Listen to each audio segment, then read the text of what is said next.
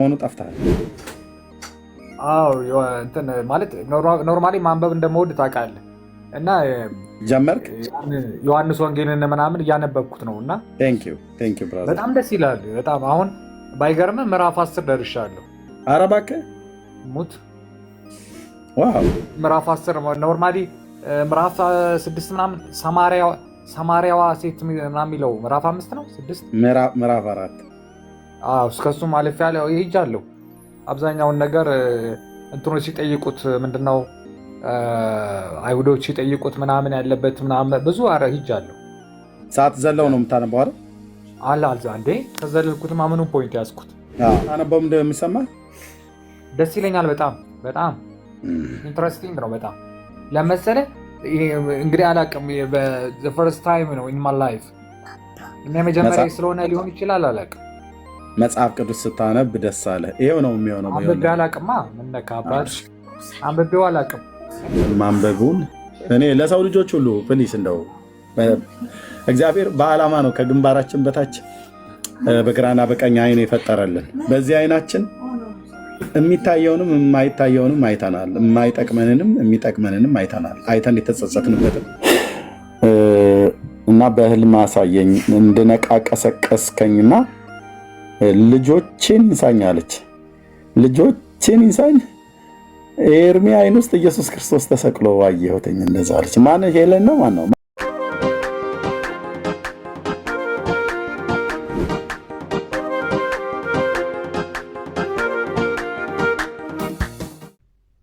በእግዚአብሔር ልጅ በክርስቶስ ኢየሱስ በማመንና በማመን ብቻ ነው።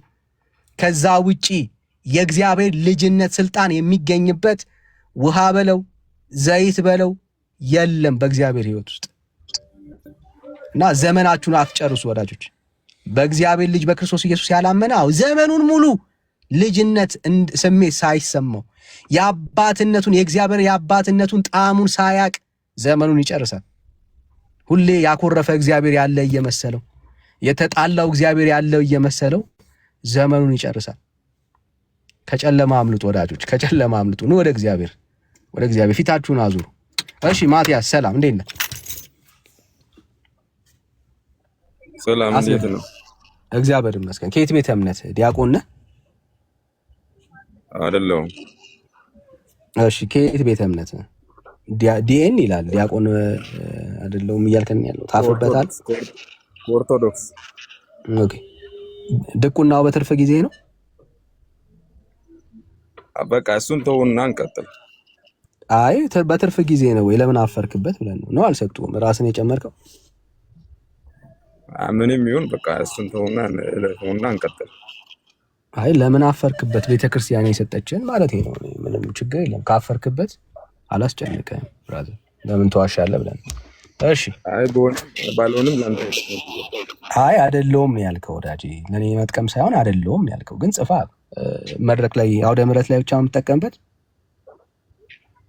አልኩ እኮ። ቢሆንም ባልሆንም ላንተ ስለማይጠቅመው እኮ አትዋሻ ብራዘር። ቢያንስ የሚጠቀም ሰው አለ። ኦርቶዶክስ አለ አይደል? እዚህ ታች ሆኖ የምታወራው ነገር ዲያቆን እንደሆንክ እንዲረዳ ቢያንስ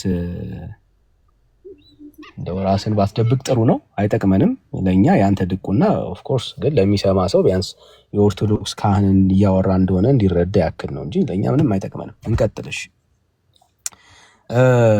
ማርያም ትሰማለች ብለህ ታምናለህ? ኦኬ። ቅዱሳን ወደ ቅዱሳን የምንጸልየው ለምንድን ነው የሚለው ነው። ማርያም ብቻ ሳይሆን ግን ማርያም ብቻ ሳትሆን ወደ ሌሎችም ቅዱሳን እንጸልያለን። አሁን የጠየኩ ጥያቄ ላይ ብራዘር የጠየኩ ማርያም ጸሎት ልመናዬን ትሰማኛለች ብለህ ታምናለህ ወይ? አዎ እኮ አልኩህ እኮ እመቤታችን ቅድስት ናት። መቼስ አንተ ቅድስት መሆኗን አትቀበልም? ቅድስት ማርያም በል እስኪ። ቅድስት ማርያም በነጠላ አትጥራ። ቅድስት ማርያም። እሺ ችግር የለም። አሁን ቅድስት ማርያም ቅድስት መሆን ማለት ጸሎትን መስማት ማለት ነው? አይደለም። አላልኩም፣ አልወጣኝም። በቃ አሁን ካልወጣ ጥያቄ እሱ ነው። እንደ ተራ ስም አትጥራ፣ የተከበረ ስም ነው። አምላክን የወለደች ናት። ባይዘይ ቅድም አሁን ከእሷ ጋር ራሱ እሺ ዲያቆን ቅድስት ማርያም ብሎ የጠራ ከእግዚአብሔር ቃል አሳየኝ አንድ ሰው። ተመልከቱ እንግዲህ እመቤታችን ቅድስት መሆኗን ትጠራጠራለህ? አሳየኝ ወንድም አለ። ማዕረግ አይደለም ብራዘር፣ ማዕረግ አይደለም ወዳጅ፣ ማዕረግ አይደለም። ይሄ አንዴ አትደረብ ብራዘር። ይሄ የቅዱሳን ሁሉ ያንተ የማርያም የሌሎች በክርስቶስ ኢየሱስ ያመኑ አንተን አላቅም አክቹዋሊ። እኛ ግን ስንጠራራ ሁላችንም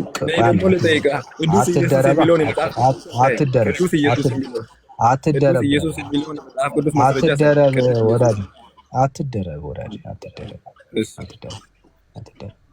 ስለዚህ ማርያም ፊት ላይ ቅድስት ብለ ጨምረ አውራኝ አይባልም። እሺ፣ ምክንያቱም የማዕረግ ስም አይደለም። በክርስቶስ ኢየሱስ ያገኘነው አማኞች ሁሉ የተቀበሉት በረከት ነው፣ ለሁላችን የተሰጠ ነው። ስለዚህ ሁላችንም ቅዱስ ነን። ይሄ ማለት የማዕረግ ስማችን አይደለም ወዳጄ። ለፍተን ጥረን ምናምን ያገኘነው መጠሪያ ስማችን አይደለም። ቅዱስ ኢየሱስ ማለት አንችልም። አትደረብ። ስለዚህ ሰርተንና ለፍተን ያገኘነው አይደለም ማለት ነው። የሚደባለቅብህ ነገር ይሄ ነው። እግዚአብሔር ግን በባህሪ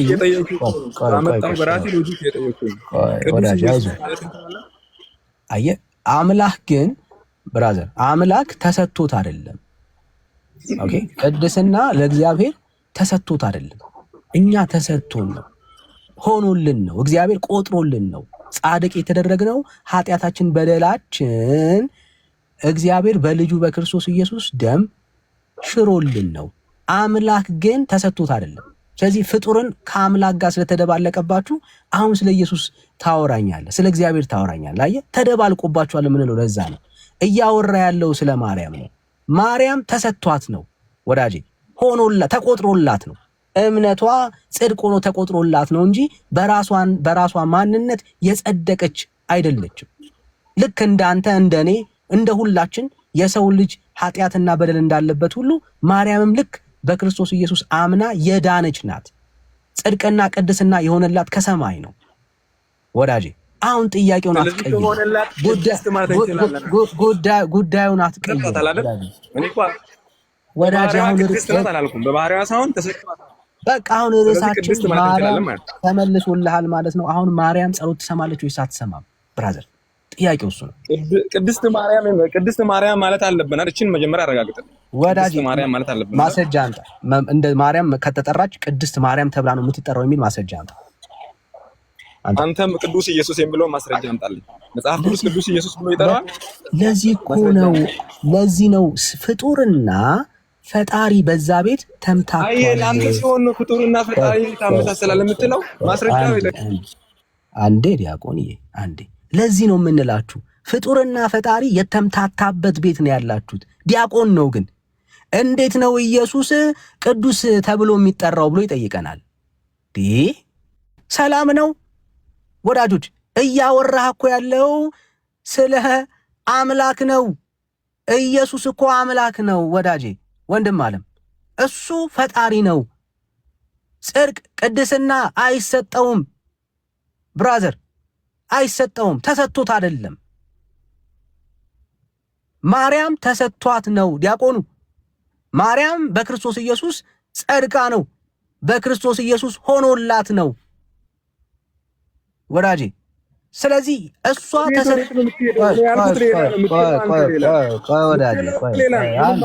አሁን እሱ አይደለም ቤት ስለሆነ አሁን እርሱን በቃ ይሄው ነው ያለኝ መልእክት ይሄ ነው። ጠንቅቄ አውቃለሁ። ማርያምና የኢየሱስን ልዩነት መናፍቅ አይነግረኝም። አይዞህ ወዳጄ፣ አይዞህ ወዳጄ። አሁን ርዕሱ ላይ እንቆይ።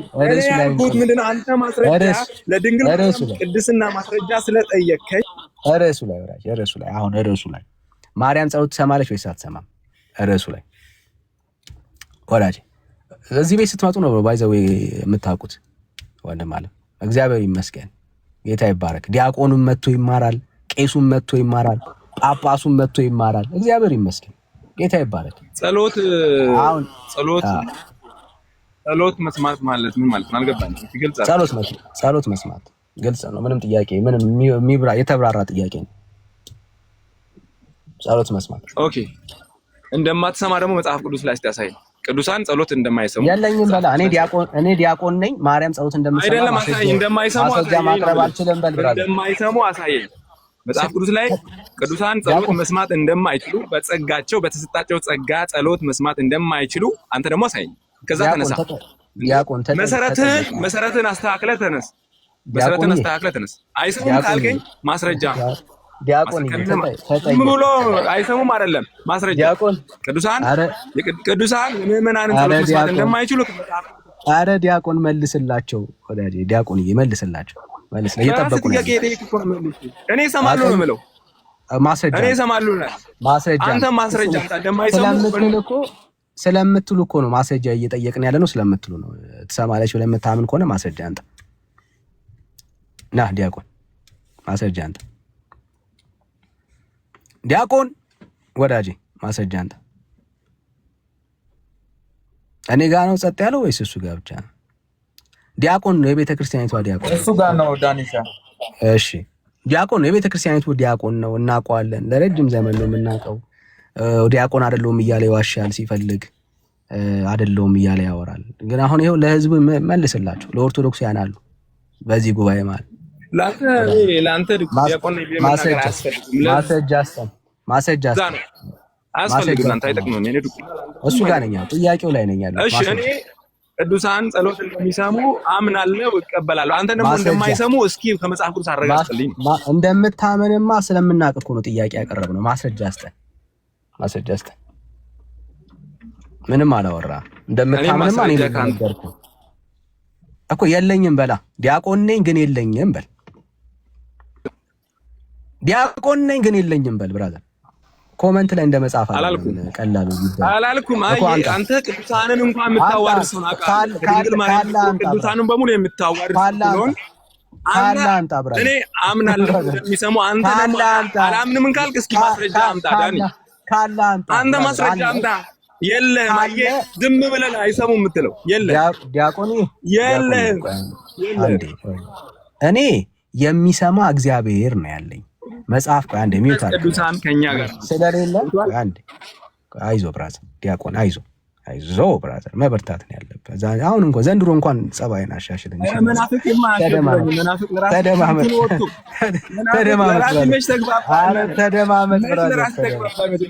እናንተ የእግዚአብሔር አገልጋይ የምትሏቸው ዲያቆናት መልሳቸው ይሄ ነው ብራዘር፣ መልሳቸው ይሄ ነው። ጳጳሱ መልስ የለም ወዳጄ። ምእመን ዘመንህን በሲኦል አትጨርስ። ይሄ የማንቂያ ደውል ሊሆንልህ ይገባል። ይሄው ሊያወራ የሚችል ሊሞግት የሚችልበት መጽሐፍ ቅዱሳዊ ኤቪደንስ የለው። ግን ዲያቆን አገልጋይ ነው፣ አገልጋይ ነው። ያውም አገልጋይ ማለት ቤተ ክርስቲያኒት ውስጥ ዲያቆን መልስ አለው የለም። በኮመንት አንደኛ። ዘመናችሁን አትጨርሱ። አንድም የእግዚአብሔር ቃል የሚያሳይ ቤተክርስቲያናችሁ በሐዋርያት ቅብብል ስር ስለመሆኗ የሚጠቁም ማስረጃ የለም። እኔ አለኝ፣ ኦርቶዶክስ ነኝ፣ ቤተ እምነቴ በሐዋርያት ቅብብል ስር መሆኗን አምናለሁ የሚል አንድ ጀግና ካለ አንድ ቁጥር ይጻፍልን። አንድ ጀግና ማለት እኔ ኦርቶዶክሳዊ አገልጋይ ነኝ የሚል። አዎ ማርያም ጸሎትና ልመናችንን ትሰማለች፣ ጸሎቴን ሰምታለች የሚል አንድ ጀግና ካለ ማለት በሐዋርያት ቅብብል ስር ነው እኛ ያለ ነው ብሎ የሚያምን አንድ ኦርቶዶክሳዊ ዲያቆን ሁን መነኩሴ ሁን ጳጳሱን ይኸው እድል እንሰጣለን። ናግባ ወዳጄ ናግባ። ህዝቡን አታታሉ፣ ምእመኑን አትጫወቱበት። ያንተ ድንቁና የእግዚአብሔር ቃል ውስጥ የሌለን ትምህርት የለም ካላስባለ ምን ይጠቅምሃል ወዳጄ? በቃ አምነህ እኮ የለም ነው ማለት ያለብህ። አየህ አገልጋይነት ለእግዚአብሔር ከሆነ መጽሐፍ ቅዱስ ውስጥ የሌለውን ትምህርት ህዝቡን ሲገጡት ምን ትሰራለህ ብራዘር?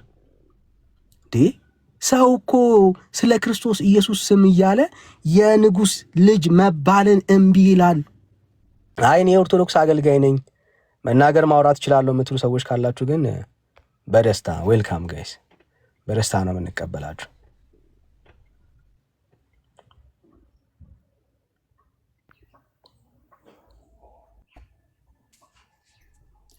መናገር እፈልጋለሁ። ሰላም ናችሁ? እንዴት አደርክ? ሰላም ነው አለሁልህ፣ ሁሉ ሰላም። ግን አሁን እነዚህ አንተ ሚካኤል ገብርኤል ምናምን ትርጉማቸውን ታውቀዋለህ አይደለ? የገብርኤል የሚባለው ትርጉም ምንድን ነው? ሚካኤል የሚለው ትርጉም ምንድን ነው የሚለውን ታውቃለህ ብዬ አስባለሁ። ስምማ ሀብታሙም የተባለ ሰው እኮ ሀብታም አይደለም ብራዘር። ኖ አይደለም፣ ሁሉም ከእግዚአብሔር ጋር የተያያዘ ነው። አንድ ሀብታም ስለተባለ በፍጹም ሀብታም ስለተባለ አንድ ሰው ሀብታም ነው ማለት አይደለም። ኖ አይደለም እኮ መጠሪያና ማንነት መጠሪያና ማንነት ለያ ብራዘር፣ መጠሪያና ማንነት ለያ አንድ እሱ ነው። ሁለተኛ ደረጃ ደግሞ ምን አለ መሰለህ፣ ሚካኤል ቤተክርስቲያን ሂድ፣ ገብርኤልም ሂድ፣ ማርያምም ሂድ፣ የትም ሂድ፣ እዛ ስጋና ደም የሚፈተተው የክርስቶስ ኢየሱስ ነው እንጂ ስለሌላቸው ነው። ሚካኤልም ገብርኤልም ደም ቁርባን የለውም ስለሌለው ነው።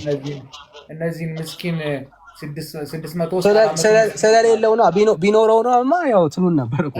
ስለሌለው ሚካኤል መንፈስ ነው። ምን ታደርጉት? ስለሌለ እኮ ነው ብራዘር። ከ600 አሁን እዚህ ካሉት ሰዎች 400 ምስኪን የአዳራሽ ደናሾች ናቸው። እነዚህ በአዳራሽ የሚደኑት ሰዎችን ለምን ታሳስታቸዋል? ብራዘር ምንም ነገር እኔ በጣም የገረመኝ የሆነ ቪዲዮ ላይ ሰይጣን ፓራላይዝ ያደርጋል ሲባል አሜን አሉ። አንተ ኧረ እባካችሁ አሜን አይባልም፣ ለሁሉ አሜን አትበሉ አለ ፓስተሩ። አይዞ ብራዘር ብሎ አሜን ነው እኮ የሚሉት። አሁን አንተ ገዝተህ ነገር ኮመንት እዚህ ምናምን ከሳብ አሁን እንደዚህ ነው ምናምን ማርያም አሁን ሚካኤል ምናምን እያሉ ይጽፋል። ምንድን ነው ብትላቸው ልክ ነው። እኔ አሁን ካወራው ውስጥ አይደለም ካወራሁት ውስጥ የወንጌል አማኞች ስናምን በማስረጃ ነው የምናምን። ይኸው አንተ ማስረጃ አለኝ ካል እንደማመጥ ታውቂያለህ። አሁን ገብተሃል እኮ ይኸው ማስረጃ አስጠን። ማርያም ጸሎትን ትሰማለች። ቀላል እኮ ነው። ተናገርከው እየነገርኩህ ነው ያለሁት አሁን። ይኸው ረሱ ሚካኤል ላልከው ጎላ የሰፈሩ ስም ነው አባቴ። እኛ አዲስ አበባ ልጆች ነን። ተው እንጂ ጎልቶ በሚል አይደለም የወጣለት። የካ መጣ በሰፈሩ ስም ነው። በሰፈሩ ስም ነው የሰጣችሁት ብራዘር። በሰፈር ስም ነው እንጂ ያ ከመንፈሳዊ ነገር ጋር አይገናኝም። ለምሳሌ አይገናኝም እንጂ አልጎላም። ሚካኤል የት ነው የምትኖረው ብትባል ሚካኤል ጎልቷል ወይስ አልጎላም? ችግር የለም። ሚካኤል ጎልቷል ወይስ አልጎላም? ብራዘር ጎላ ምን እንደሆነ ትርጉሙን ታውቃለህ? ምን ማለት ነው? ጎላ ሚካኤል የተባለው አዳም እዛ ድሮ እዛ አካባቢ የሚኖሩ የቤተ መንግስት ሰራተኞች ይኖሩ ነበር። ጎላ የሚባል ትልቅ የብረት ድስት አለ፣ የወጥ መስሪያ እና እዛ ሰራተኞች ስለሚኖሩ በዛ ምክንያት ነው ጎላ የተባለው እንጂ ከሚካኤል ጋር የሚገናኝ ነገር የለውም። በድስቱ ስም ማለት ነው። በድስቱ ስም ማለት ነው። ጎላ በሚባል ሚካኤል አይገናኝም ከዛ ጋር። አሁን አንተ ሰሚት ቢባል ሰሚት ነው ብሎ ሰሚት ሰፈራ ነው ማለት በጣም እኮ ታዝናሉ ያለሽ ችግር የለም። ዋናው እሺ ቀሩ ያለ እንደዚህ እናድርገው። እዛ ቤተክርስቲያኑ ሰፈር እዛ አለ ቢባል አይገናኝም። በቃ በሰፈሩ ስም ቢጠራ ችግር የለም። 4 ኪሎ ስላሴ 4 ኪሎ ያለው ስላሴ በተባለ ዋናው ለምን እነዚህን ምስኪን የአዳራሽ ጨፋሪዎች ለምን ታሳስታቸዋለህ ነው። እሺ በቃ አሁን አንዴ ሰማኝ፣ በደንብ ስማኝ ሮያል። አየህ አሁን ለህዝቡ ክብር ይኑር። ኦኬ አንደኛ እንዳትገባ ቆይ አንዴ አረ ላሺ እሰማለሁ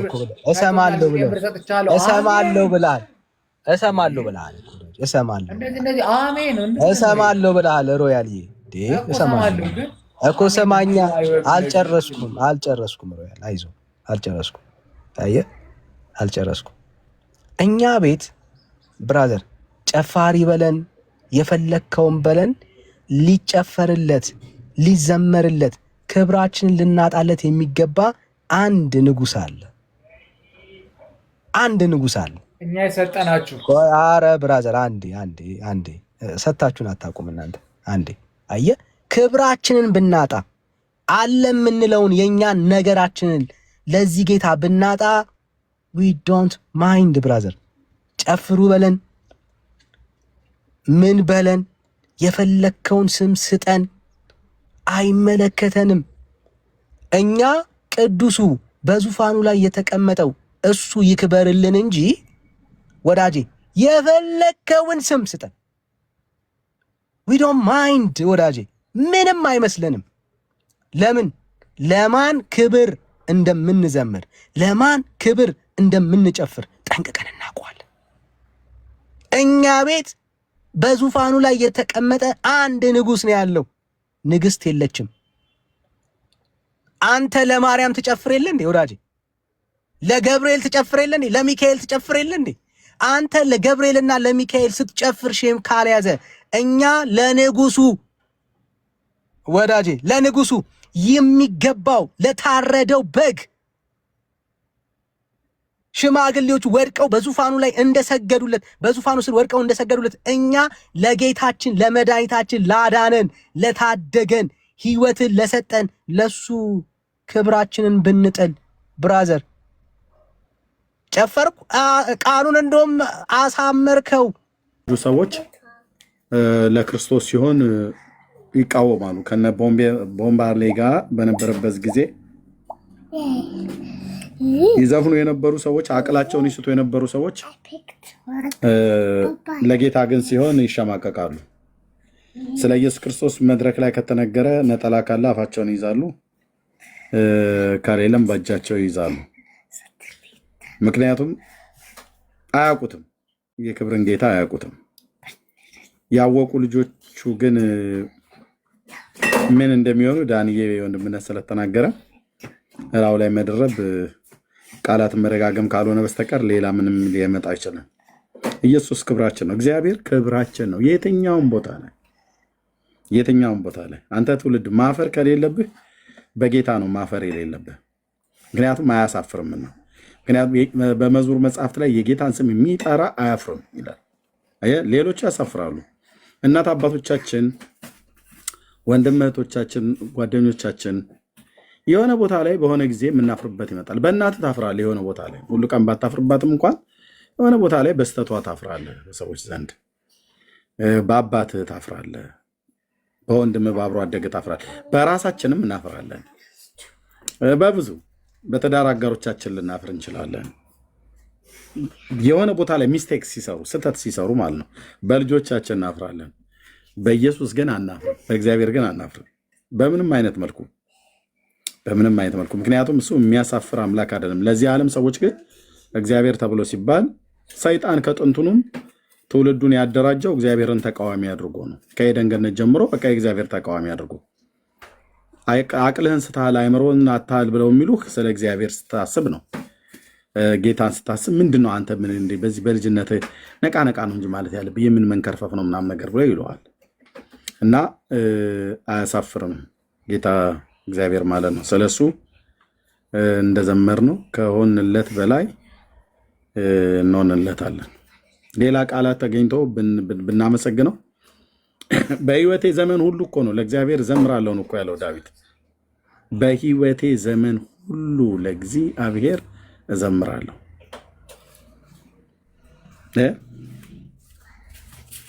ጨርቁን ጥሎ ነበር እኮ በከረኝነት ቦታ ባነሳው ጌታ ፊት ወደ ጽዮን ተራራ የቃል ኪዳኑን ታቦት ባስገባ ቀን በእግዚአብሔር ፊት የሆነው ማለት ነው ዳዊት። ኦኬ የንግስና በትሩን የንግስና አክሊሉን የንግስና ልብሱን ካባውን ለብሶ አልነበረም እንደዛ ሲሆን የነበረው። ሜልኮል የናቀችው የንግስና ልብሱን ለብሶ እንዳይመስላችሁ ሚስቱ ነች የናቀችው። ምክንያቱም እንደዚህ አይነት ስርዓት እንዴት ነው በዚህ በእስራኤል ቆነጃጀት ፊት ይሄ ዝም ብሎ በዘመንኛው አማርኛ ምንድን ነው የሚያበራግድህ ምናምን ነገር ብሎ ሚል ማለት ነው። ምንድን ነው ብሎ ሚል ማለት ነው። ሴት ፈልገህ ነው እንደዚህ የምትሆነው አይነት ነገር ማለት ነው።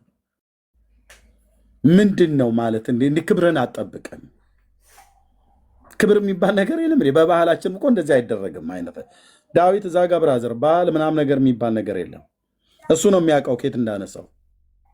አንበሳና ድብ ከሚሰማሩበት የዚህ ፕላኔት ጨካኝ ወረስት የተባሉ እንስሶች ከሚሰማሩበት ጫካ ውስጥ በጎች እየጠበቀ ስንቴ እንዳዳ ነው የሚያውቀው። አባባሴ አይደለም የሚያውቀው፣ ወንድሞቹ አይደሉም የሚያውቀው፣ ዳዊት ነው። ከየት እንዳነሳኝ አውቃለሁ አላት።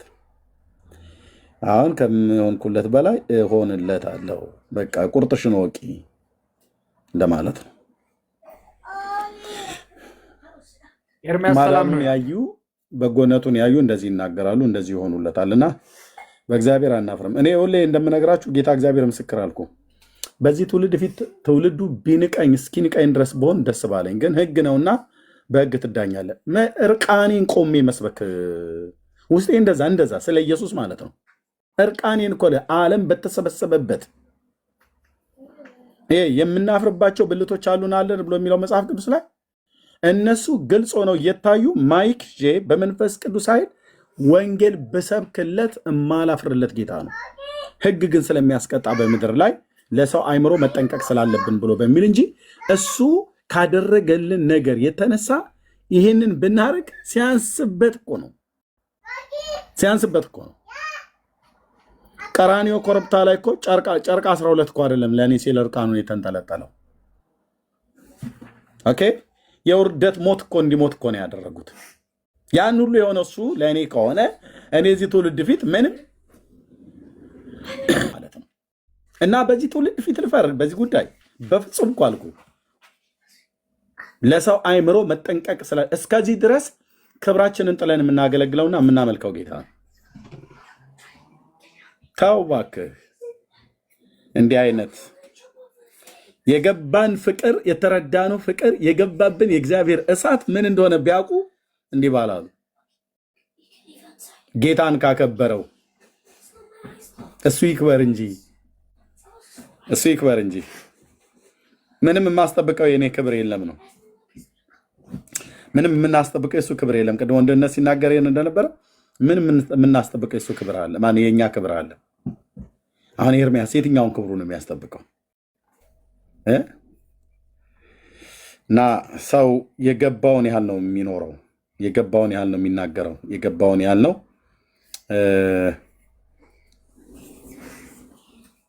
የሚመልሰው፣ የተገለጠለትን ያህል ነው የሚኖረው። ጌታ እኮ ጌታ ነው ብራዘር፣ ጌታ እኮ ጌታ ነው። ሌላ ቃላት ስለሌለን ነው። ስሙን ጠርተን እንባ ነው የሚቀድመን።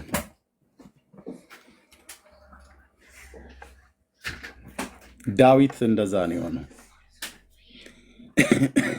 ምድር እኮ አልቀረም። ከሰሜን ከደቡብ፣ ከምስራቅ ከምዕራብ፣ ከሰሜን ከደቡብ፣ ከአራቱ ማዕዘናት የእስራኤል ሕዝብ እንዳለን የተሰበሰበው።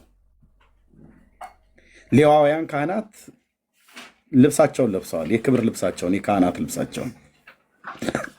ታቦቱን የተሸከሙትም ልክ እንደዛ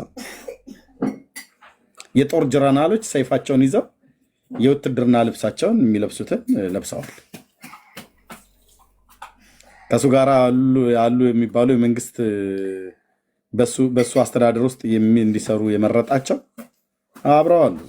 በጣም ጥሩ ልብስ ለብሰው ለክብረ በዓል ቀን የሚለበስ ማለት ነው። ምክንያቱም የእግዚአብሔር ቃል ኪዳኑ ታቦት ወደ ጽዮን ተራራ እየመጣ ነው። ያረኛ ግን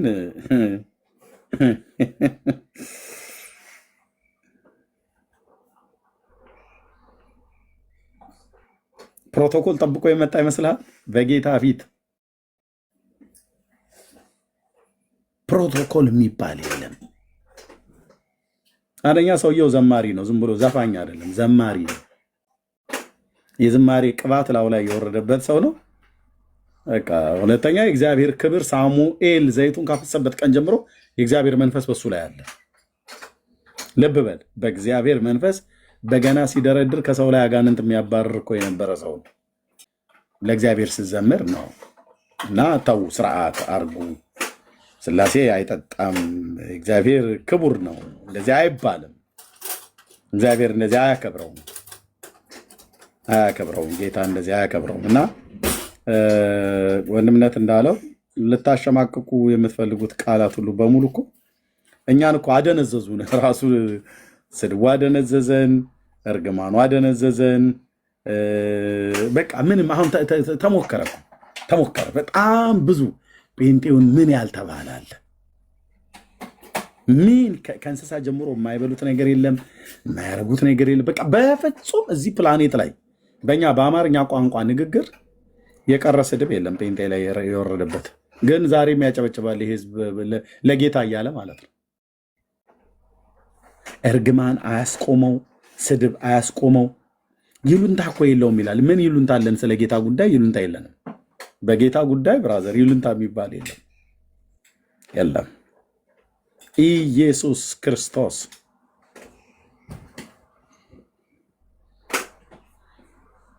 ክብራችን ነው። ሰው በክብሩ አይቀልድም። የኛ ክብራችን የኛ ማንነት የግል ማንነት ሳይሆን የጌታ ነው። ደህና ነኝ እግዚአብሔር ይመስገን። ሰሞኑ ጠፍተሃል። ማለት ኖርማሊ ማንበብ እንደመወድ ታውቃለህ እና ጀመርክ? ዮሐንስ ወንጌልን ምናምን እያነበብኩት ነው እና በጣም ደስ ይላል። በጣም አሁን ባይገርምህ ምዕራፍ 10 ደርሻለሁ። ኧረ እባክህ ሙት። ዋው ምዕራፍ 10 ኖርማሊ ምዕራፍ 6 ምናምን ሰማሪያዋ ሴት ምናምን የሚለው ምዕራፍ 5 ነው 6 ምዕራፍ 4 እስከሱም አልፌ ያለ ሄጃለሁ። አብዛኛውን ነገር እንትኖች ሲጠይቁት ምንድነው አይሁዶች ሲጠይቁት ምናምን ያለበት ምናምን ብዙ ሄጃለሁ። ሰዓት ዘለው ነው የምታነባው አይደል? አልዛ እንዴ ከዘለልኩት ማምኑ ፖይንት ያዝኩት። ሀሳቡን አታገኘው። እያነበብኩት ነው። በጣም ነው የተመቸኝ። ሙሉ ለሙሉ የኢየሱስ ክርስቶስን እሱ ራሱ የራሱን የሚገልጽበት አዳኝ እንደሆነ ምናምን የሚለው ነው ፓርት አይደለ አብዛኛው። በቃ መጽሐፉ ላይ የተጻፈውን ስታነበው ኢንተረስቲንግ ነው የሚልህ። አንዱን አንበበ በቃ ሲላቆን ስትል ደግሞ ሌላኛው ምዕራፍ ጀምር ይልሃል። ምን ይሰማሃል ስታነበው? በጣም ነው መደሰተው። ባይገርምህ ኖርማሊ እንደዚህ ቆይበታለሁ ብዬ አላሰብኩም። እንደውም ቆይቻለሁ፣ ጨርሰዋለሁ። አሁን ትንሽ ቀን ነው ለመሰለህ። በጣም ኢንተረስቲንግ ነው ለመሰለህ። የሆነ አንዱን አንብበህ አንድ ነገር እንትን ሲል በጣም ደስ ይልሃል እና እዛ ውስጥ ያለው ነገር ስታነበው እንደሚሰማ ደስ ይለኛል። በጣም ኢንትረስቲንግ ነው በጣም ለመሰለህ። እንግዲህ አላውቅም፣ ፈርስት ታይም ነው ኢን ማይ ላይፍ እና የመጀመሪያ ስለሆነ ሊሆን ይችላል አላውቅም። መጽሐፍ ቅዱስ ስታነብ ደስ አለ። ይሄው ነው የሚሆነው። አንብቤ አላውቅማ። ምን ነካ አባት? አንብቤው አላውቅም እና ለመጀመሪያ ጊዜ በእኔ ግብዣ ነው ያነበብከው? አዎ እንዴ በነገራችን ላይ አሁን እኮ ራሱ የገባሁት ምናምን ስክሮል አድርጌ ሳገኝ ነገው ፍሬንድ ስለሆንን ኦንላይን ስትሆን ወዲያው ነው የሚነግረኝ። እኔ ገብቶሃል አይደል? ኦኬ። እና ያው ድሮ ገብቼ ሰደብ አድርጌ ይወጣ ነበር። አሁን ደግሞ እስቲ ለምንድን ነው እሱ ነገር ልተወው ብዬ ትቼዋለሁ። ታውቃለህ ስድብ የለም ግን አሁን ለምሳሌ ዮሐንስ ወንጌል አንብብ፣ ክፋት የለውም። አንብብ ብለኛል። ምንድነው ክፋቱ? ዮሐንስ ወንጌልን ማያነብ ኦርቶዶክስ አለው? የለም። ማያነብ ጴንጤ ያለው? የለም። ስለዚህ እግዚአብሔር ቃል ነው። አዎ። ስለዚህ ባነቡ ይጎዳኛል? አይጎዳኝም በሚል እያነበብኩት ነው። እና ዛሲት አሁን ምዕራፍ 10 ነው 9 ነው መሰለኝ ደርሻለሁ። አነበዋለሁ እና መሀል ላይ ፖይንት ያስኩኝ አነበዋለሁ እና ኢንተረስቲንግ ነው። በጣም ደስ ይላል። ጥያቄ የሆነብህ እስከዛሬ ስታነበው? ከዛ ካነበብኩት ውስጥ ነው ካነበብኩት ውስጥ ምንም ጥያቄ የሆነብኝ ነገር የለም። አብዛኛውን ያው ድህነታችን በሱ እንደሆነ የሚያሳይ ነው አብዛኛው ነገር ገብተዋል። እና በእንጃ እንደዚህ አይነት ነገሮች ጥያቄ ከሆኑብኝ ያውቁ። ይህ አይነት መጽሐፍ ቅዱስን ስታነብ የተሰማ አይነት ደስታ ሌላ ነገር አድርገህ አግኝተው ታውቃለህ? አይኖርም እንትና ኮምፔር የምታደርገው አይደለም እንጂ ለምን ይመስልሃል ውስጥህ ደስ ያለ መጽሐፍ ቅዱስን ስታነብ? ያረጋጋሃል። ለምሳሌ አሁን ምን መሰለህ፣ አሁን አንድ ነገር ልንገርህ። አሁን ለምሳሌ እንደዚህ አይነት ነገሮች እያነበብክ ፊልም እያየህ እስቲ ላንብበው የምትለው ነገር አይደለም። ወይ ሆነ ቦታ ሆነ የተዝናናው እስቲ ላንብበው የምትለው ነገር አይደለም። ወይ ቢራ እየጠጣ ምናምን እስቲ ቢራ እየጠጣው ደግሞ እችን ገለጥ ላድርጋት የምትለው አይነት ነገር አይደለም። ይሄ ገባ አንድ ኮንሰንትሬሽን ሰጥተህ ስፒሪቹዋል ነገር ነው። ኧረ ታነበዋለህ ማለት ይሄ። ስለዚህ ታነበዋለህ እና እንደገና የማንበብ ደግሞ ፍቅር ካለ በቃ ቀጥል ነው የሚልህ። ገብቶሃል? እንደገና ደግሞ ውስጥ ደግሞ መነሳሳቱ ካለ ከሪሊጅን ከሆነ ነገር የአስተሳሰብ ውጭ ከሆንክ ባለፈውም ያልኩህ ይሄ ነው። ኖርማሊ ለምሳሌ ኦርቶዶክስ በመሆን ካቶሊክ በመሆን ወይ ደግሞ ፕሮቴስታንት በመሆን አይደለም። ኢየሱስ ክርስቶስን እኛም ኦርቶዶክሶች እንወደዋለን፣ እናከብረዋለን። ብዙ ጊዜ ግን ያን ነገር እኛ እንደማንወደው ሲሆን በጣም ያናድዘኛል ስለምልህ ማወቅ እፈልጋለሁ። ምክንያቱም ለምን ኦርቶዶክስ እኮ ትሰብከዋለች፣ ኦርቶዶክስ እኮ ትናገረዋለች፣ ኦርቶዶክስ እኮ ታስተምረዋለች። ግን እኛ ምዕመኖቿ አንኖረውም። በቃ ሐቁ ይሄ ነው። እኛ ምዕመኖቿ ብዙዎቹ ምዕመናኖቹ አንኖረውም፣ ከእኔ ጀምሮ ዋናው እንደውም እኔ ነኝ። ስለዚህ እንደዚህ ነገሮች ገባ ይቆጫል። ስትቆጭ ደግሞ ለውጥ ለማምጣት ትፈልጋለህ።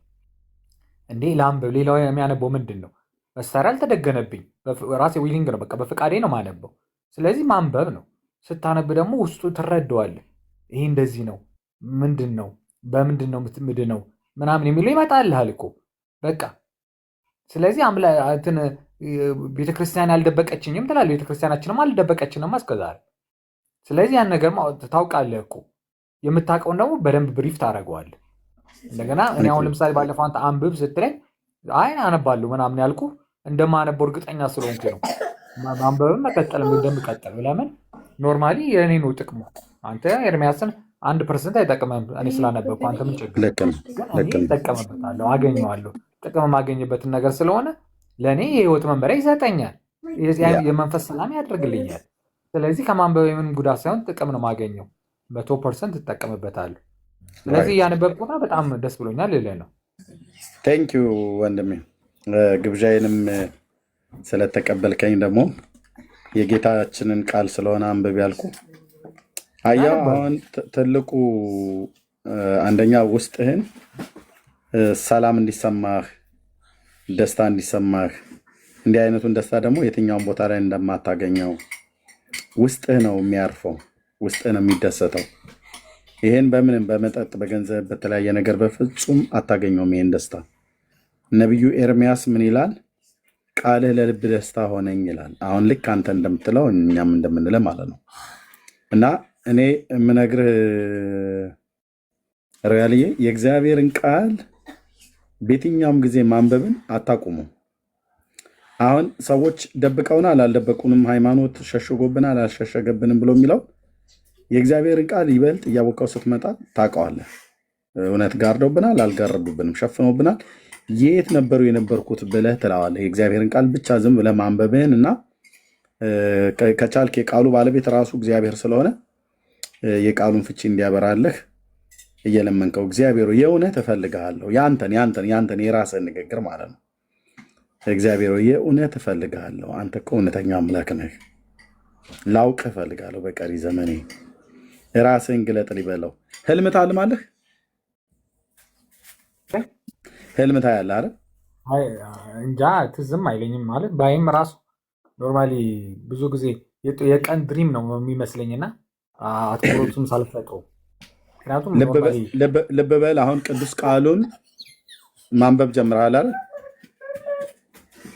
ከሰራዊት ጌታ ከእግዚአብሔር ዘንድ እውነተኛ ህልም ታያለህ፣ የማትረሳው። ከፈለክም በውስጥ ካልሆነም እዚህ አደባባይ ላይ የምትነግረኝ ማለት ነው። እውነተኛ የሆነ ህልም ታያለህ። ምክንያቱም ልብ ቃሉን ስታነብ በምን ሞቲቭ ግን ማንበብ እንዳለብህ በደንብ አስተውል። ማለት እርግጠኛ ነኝ አምላክ ቃል እንደሆነ ስለምታውቅ ስታነበው በንቀት አታነበውም፣ በክብር እንደምታነበው እረዳለሁ። የግድ ልትነግረኝም አይገባም። እና ህልም ታያለህ። ኦኬ፣ ጌታ እግዚአብሔር ህልም ያሳያል። የማይገርምህ አሁን አንተ ይቅርታ አቋረጥኩ። ብዙ ጊዜ አንዳንድ ሰዎች ጋር እከራከራለሁ በአንተ የተነሳ ማለት ነው። ለምን እንደምከራከር ታውቃለህ? ይህ ሰውዬ ተውት እና ብዙ ጊዜ አሁን ምሳሌ እንደዚህ ይሳደባል ምናምን ያው እንደዚህ እኔ አሁን ለምሳሌ አንተ መጥቼ ምናምን በደንብ አድርጌ እሰድብሃለሁ እና ያ ነገር ከእምነቴን ከመውደድ ነው። አሁን እኔ አሁን አንተ ምናምን ብዙ ጊዜ ይህኛን እምነት ስትተች አያሃለሁ እና ስትሳደብ አያሃለሁ። እኔ ግን ምንድን ነው ብለው መሰለ ይህ ሰውዬ ድንገት አንዳንዴ ጠለቅ ያለ የእግዚአብሔር ፍቅር ሲገባ ትቀናል። አሁን አንዳንድ ጊዜ በጣም የምትወዳት ሚስት ኖራ ሚስት ሌሎች ሰዎች ሲያዩብህ እንደሚሰማ አይነት ስሜት እንደዛ እየተሰማ ይሆን ወይ? በጣም ኢየሱስን በጣም ከመውደዱ የተነሳ ሊሆን ይችል ይሆን ወይ? እና እስቲ እንደው በቃ እንረዳውና ጠጋ ብለን እስቲ እንስማው። በቃ እንረዳው፣ ግድ የለም ማለት ክፋት ላይኖርበት ይችላል። በቅርብ ነው እንደዚህ ማለት የጀመርከው? በቃ እንደዚህ ላለው አይ ብቻ ትንሽ ጊዜ እንደዚህ ማለት ጀመርኩ። በጣም ስሰድብ ቆይቼ እና ይህ ሰውዬ ስድቤን እኔ እንጃ። አንተ ራሱ መቼም ለአደባባይ አናወጣው ማድረግ የሰደብኩን ልክ ነው። እና የዛን ሁሉ ስድብ መቻሉ ሰውዬ ምንድን ነው በጣም ለራሴ ይገርመኛል። እኔ ለምን አሁንም ቢሆን ወደፊትም ቢሆን ነግሬሃለሁ፣ እኔ ጴንጤ ሆናለሁ ብዬም አላስብም አልሆንም። ግን ለአንተ ለሰጠኝ ትዕግስት ግን በእውነት ለመነጋገር እኔ የሆነ ቦታም ብሄድ ትዕግስተኛ ነው ብዬ ጠበቃ ሆናለሁ አንተ። ቢኮዝ ማንም ሰው ወላጅ እንኳን ቢሆን እንደዛ ያክል በጣም ቅርብ ወላጅ ሶሪ በጣም ግን ቅርብ እንኳን ፍሬንድ ቢሆን እንደዛ ሙልጭ አድርገህ ሰድበው ኧረ ወደዛ በአፍንጫ ይውጣ ምናምን ነው የሚለው። እንደዚህ አይነት ግን በጣም ትዕግስት ማድረግ ለእኔ ይገርመኛል። ይህ ሰውዬ አቤት ትዕግስት የታገሰኝ ትዕግስት እላለሁ። ሌላ ሰዎችም እንደዚህ ይታገሳል እንዴ እላለሁ። ስለዚህ አንተ ደግሞ እንደዛ የምትናገራቸው አንዳንድ ንግግሮች ድንገቴ ሰውዬ እንትን ይሆን ወይ በቃ ላድ በጣም ኢየሱስን ስለሚወደው ኢየሱስን የከለሉበት ያሳነሱበት እየመሰለው ይሁን እንደ እኛን የሚጠላን እላለሁ። ታውቃለህ? እኔ አላውቅም። የሚገርም ነው። እንደዛ ብዬ አስባለሁ። ይህ ሰውዬ ኢየሱስን በጣም ስለሚወደው በቃ በሱ ቅናት ብቻ ነው የሚሳደበው። አሁን ምሳሌ ተክለ ሃይማኖት እንዲህ ምናምን እንትና እንደዚህ ማርያማታ እንደዚህ እያለ ከሰው ጋር ሁሉ የሚነጃጅ ሰው ይህ ሰውዬ ምንም ጥቅም አግኝቶ አይደለም። እኔ አንዳንድ ዝም ብዬ ሳይ ምን ጥቅም አግኝቶ ነው? ግን ይህ ሰውዬ ሙሉ ለሙሉ በጣም ኃይለኛ ፍቅር ውስጥ በኢየሱስ ፍቅር ውስጥ ወድቆ ድንገት ያንን ነገር ከለሉብኝ፣ ያን ነገር እኮ እንዳይታይ ያደረጉብኝ፣ ኢየሱስን መጠን አልብኝ ብል የመጨረሻ ጭፍን ፍቅር ውስጥ ስላለ ይሆን ወይ እንጂ በጥላቻ አይሆን ወይ ብዬ ከሆነ ሰው ጋርም ተነጋግሬበታል። አላውቅም። የእኔ ግምት የሚገርም መረዳት ነው። ግምት ይመስልሃል እንጂ የሚገርም መረዳት ነው። ለአንተ ግምት ይመስልሃል፣ ገና አይደለም። እውነቱ ግን ይኸው ነው። ሌላውን እውነት ስታስብ ሌላ አጀንዳ ያለን ይመስልሃል? አሁን እዚህ ከሰዎች ጋር እንደዚህ ሰጣ ገባ ምናምን የልጆቼን የቤተሰቤን ድምፅ እየሰማችሁ ነው። 3 ልጆች አሉ፣ ሚስት አለኝ። ዳንዬም እንደዚህ ልጆች አሉት፣ ሚስት አለ። ያላገቡም እህቶችና ወንድሞቼ ስራ አላቸው። ቤተሰብ እንኳን አሁን መምራት ባይመሰርቱ እዚህ ዝም ብለው ዌስት አያደርጉም። እና ሌላ ምን ሞት ሌላ ምን አጀንዳ አለን? እኛ እኮ ጌታ እግዚአብሔርን ክብሩን ለሌላ አንስጥ ነው ብለን የምንለው እና ይሄ መረዳትህ ከአንተ የመነጨ ይመስላል፣ ግን አይደለም። እና ይሄ በጣም ትክክለኛ የሆነ መረዳት ነው። ምንም ብትፈትሽ ምናልባት እንደዛ ብዬ መናገሬ እንደ ግብዝነት ከተቆጠረብኝ ይቅርታ። እኔም ሆንኩ ወንድሞቼ እዚያ የሚያገለግሉ እህቶችና ወንድሞች ጌታን እንወዳለን፣ ሰውንም እንወዳለን። በማንም ላይ አሁን ልቤ አዝኖ የተቀየምኩት ሰው የለም እዚህ ሶሻል ሚዲያ ላይ። እንግዲህ አሁን ስድብ ከተባለ ወንድሜ ሰሙ፣ አንተ፣ እነ ብፁዕ አምላክ በጣም ብዙ ልጠራቸው የምችል በቃ ዘግናኝ የሚባል ስድብ ሰድበውኛል። አሁን አንተም እንዳልከው ማለት ነው። ጌታ እግዚአብሔር ምስክር፣ ውስጤ በቃ እንዴት እንደሚወድህ አልደብቅም፣ አልዋሽም በእግዚአብሔር ፊት ማለት ነው። ይህንን ደግሞ ያደረገ እግዚአብሔር ነው። ምክንያቱም በክፉ አስበኸኝ አይደለም። ለምን ታስበኛለህ? አንድ ንጹህ ኢትዮጵያዊ ወንድሜ ነው እና በምንም አይነት መልክ የኔን ክፉ ፈልገህ እንደዛ አታደርግም። እና ከሃይማኖት ቀናኢነት የተነሳ ያንን ነገር ስትናገር እንደ ሰው እንዳይሰማኝ እግዚአብሔር ጸጋ ስላበዛልኝ ነው፣ ለእኔም ሆንኩ ለወንድሞቼ ማለት ነው። እና ያንን ጌታን ያደረገው ለእግዚአብሔር ክብር ይሁን። እና ትክክለኛ ግምት ነው የገመትከው። ይህ ሰው ጌታን ስለሚወደው ነው ወይ ብለህ ካልከኝ ምንም ከድካሜ በቀር ብትፈልግ የምታገኘው በቃ እሱ ነው። ይሄው ነው ቢገኝ ሁላችን ወንድሞቼ ውስጥ ብታገኝ የጌታ ፍቅር ነው። እና ደግሞ ምን ያህል ሰው በሃይማኖት ቤት የሚሰራውን ሸፍጥ እና ተራ የሆነ ማጭበርበርን ለህዝብ የማይገዳቸው መሪዎች ማለት ነው። ለህዝብ የማይገዳቸው ህዝብ ዳነ አልዳነ ራሱ እግሩን ይብላ እኮ ነው ብሎ የሚል አንዳንዶቹ የእውነት ለመናገር ማለት ነው። እና ጌታ ግን ሰውን ይወዳል። መጽሐፍ ቅዱስን ማንበብህን ቀጥል። ህልም ግን ጌታ ያሳያል። ሪያልዬ የማትረሳውን ህልም የአባቶቼ አምላክ የኤልያስ አምላክ እግዚአብሔር ያሳይሃል። ልብ በል፣ ሰው አይደለም የሚያሳይህ፣ ራሱ እግዚአብሔር ያሳይሃል። መጽሐፍ ቅዱስን ማንበብን ቀጥል፣ ትጠቀም። አንደኛ አይተዋል፣ አየው፣ ስታነበው የተሰማህን ደስታና ሰላም አይተዋል። እሱ ነገር ሞር ቀጥል። የዮሐንስን ወንጌል አሁን እስከ 9 ወይ 10 አካባቢ ላይ ከደረስክ ቀጥል አንብበው። አየህ አሁን ጥምቀት ሳይመጣ እንደውም ልጨርሰው ነው ማለት ነው። እስከ ጥምቀት ድረስ ነበር የሰጠው እና አንተ እግዚአብሔር አምላክ ረድቶሃል ማለት ነው። 10 ምዕራፍ ኤርሚያስ ምን አለ መሰለህ፣ እኔ አሁን ነግሬሃለሁ እና ህይወቴ ምናምን ቲክቶክ ላይ አብዛኛውን የፖለቲካል ምናምን የሙዚቃ ምናምን ነገሮች ውስጥ ነው ኢንቮልቭ ማድረግ የነበረው እና እንደዚህ በሃይማኖት ክርክር ብታምንም ባታምንም እና እናንተ ጋር ስትነጋገሩ አንዳንድ ሰዎች ስትነጋገሩ አባታችን ሆይ ብዬ አላውቅም። ብታምንም ባታምንም አባታችን ሆይ ያወቅኩትኝ በአኬ ነው። አኬ በሚያስተምርበት ሰዓት ኧረ እስኪ አባታችን ሆይ ልበል እስኪ ምናምን ብዬ እግዚአብሔርን በቃ አባታችን ሆይ ማለት ምናምን ነገር በቤታችን ብዬ ማለት የጀመርኩት ምናምን እምነቱ አለኝ፣ ግን ምንም አላውቅም። ከዛ በኋላ ምን ራሴ መጠየቅ ጀመርኩ መሰል፣ ጴንጤው በአንድ ወገን፣ ክርስቲያን ኦርቶዶክሱ በአንድ ወገን ሆኖ እንዲህ የሚባላው ለምንድን ነው ብዬ ራሴን እንደ ገለልተኛ ሰውዬ ጠየቅኩት። ስጠይቅ ምን አገኘው መሰል፣ እነዚህ ሰዎች ሁሉም ለመዳን ነው የሚፋተጉ። ሲፋተጉ ደግሞ እርስ በርሳቸው እነሱ ራሳቸው እንድዳኑ ይሰማቸዋል፣ ያኛውም ይሄኛው። ግን ሌላው ደግሞ የሚሰማው እንዲድን፣ በዛ ምክንያት ሆኖ እንዲድን እነሱ የሚታገሉት ለዛ ነው። ስለዚህ እስቲ ቀረብ ብሎ መስማት ማየት፣ ሙዚቃ ዳውንሎድ የሚደረገውን ቀነስ አድርገህ አንዳንድ ጊዜ ሪከርድ የተደረጉ ስብከቶችን ምኖችን ማዳመጥ። እንደገና ደግሞ እንደዚህ እኔ ብዙ ጊዜ ይገርምሃል፣ ሰው የጠላው ቦታ ምናምን ለምሳሌ እኔ ኦርቶዶክስ ነኝ እና ያንተ ይሄ ቤት ይጠላል በኦርቶዶክሱ ዘንድ እና ደግሞ እኔ ሰው አንድ ሰው የጠላውን ቦታ ማየት እፈልጋለሁ እና ባለፈውም ነገር ያለው እጃየውበትን ቤት ነገር ልኬልህ ነበር በውስጥ እንደዚህ ሰይጣን ምናምን ብዬ እና እንደዚህ ነገር ማወቅ እፈልጋለሁ፣ ማየት እፈልጋለሁ። እኔ ለምንድን ነው እንደዚህ ቦታ ላይ ሂዱ ብሰማ ምን ችግር አለው? እኔ በግድ አይምሮዬን የሚያዘኝ ሰው የለ፣ ግን መስማት መጠየቅ ምን አለበት ብዬ ያንን ነገር ከማለት ማለት ነው። ሁለተኛ ደረጃ ደግሞ እኔ እግዚአብሔርን እንዳቅ ፕሮቴስታንትም ሆነ ካቶሊኩም ሆነ ኦርቶዶክስም ሆነ በዓለማዊ መንገድ ያሉ ሰዎች እንደዚህ ሲተቻቹ፣ ዓለማዊ ያሉ ሰዎች ደግሞ ቢያዳምጡ ከስር አንድ ትንሽ በቀን 5% ወደ 5% 1% ያክል እንኳን የእግዚአብሔርን ቃል እንደሚለውጥ በራሴ አይቼዋለሁ። ምክንያቱም ፈሪሃ እግዚአብሔር ትንሽ ያመጣብሃል ታውቃለህ። እና እንደዚህ የሃይማኖት ነገሮችን ትንሽ መከታተል። አሁን እኔ ስክሮል አድርጌ እንደዚህ ሳይ ደስ ይለኛል። የጴንጤ የሚሆን የምናምን ነገር ይሄ ምናምን ፌካሞ ምናምን ምናምን ነገር ሚሊዮን ብር አግኝተሃል አሁን ተሰጥቶሃል ምናምን የሚለውን የጴንጤ እንደገና ደግሞ ኦርቶዶክስ ነው ደግሞ እንደዚህ እንደነ መምህር ግርማ ምናምን ግንባርን እየመታ እንደዚህ አይነት ነገር አይመቸኝም። ግን ኖርማሊ የሃይማኖት ክርክር ያለበት በእውቀት የሚነጋገሩበት ቦታ ላይ መስማት እፈልጋለሁ።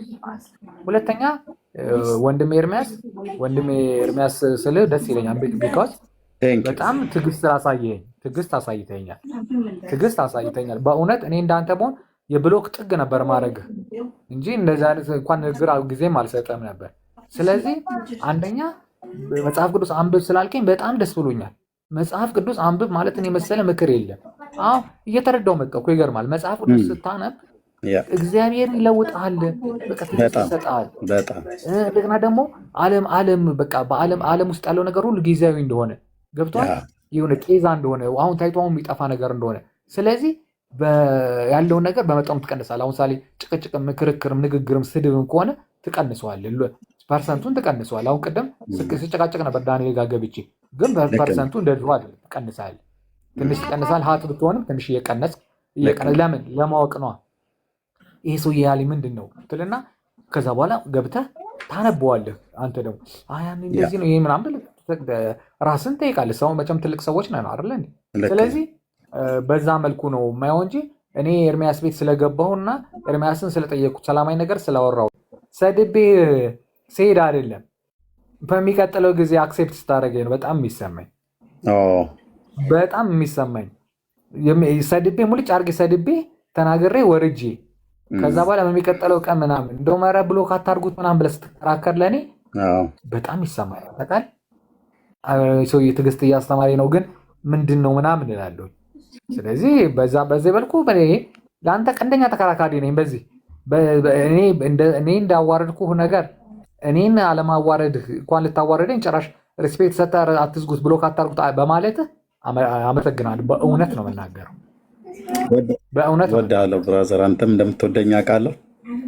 ጌታ ኢየሱስ ደግሞ እኔንም አንተንም ዓለሙን ሁሉ ወዶ ነፍሱን ቤዛ አድርጎ ሰጥቷል። ይሄን ዝም ብሎ ለንግግር ማሳመሪያ ብዬ አይደለም የምናገረው እና ቴንኪው። መጽሐፍ ቅዱስን ማንበቡን በቃ ቀጥል፣ በዘመንህ ታየዋለህ። ቅድም እንዳልከው ማለት ነው። አሁን ጅማሮውን እራሱ አየው። አንደኛ ምንድን ነው የሚሰማህ? መጽሐፍ ቅዱስን ስታነብ ሰላምና ደስታ፣ እረፍት ይሰማሃል።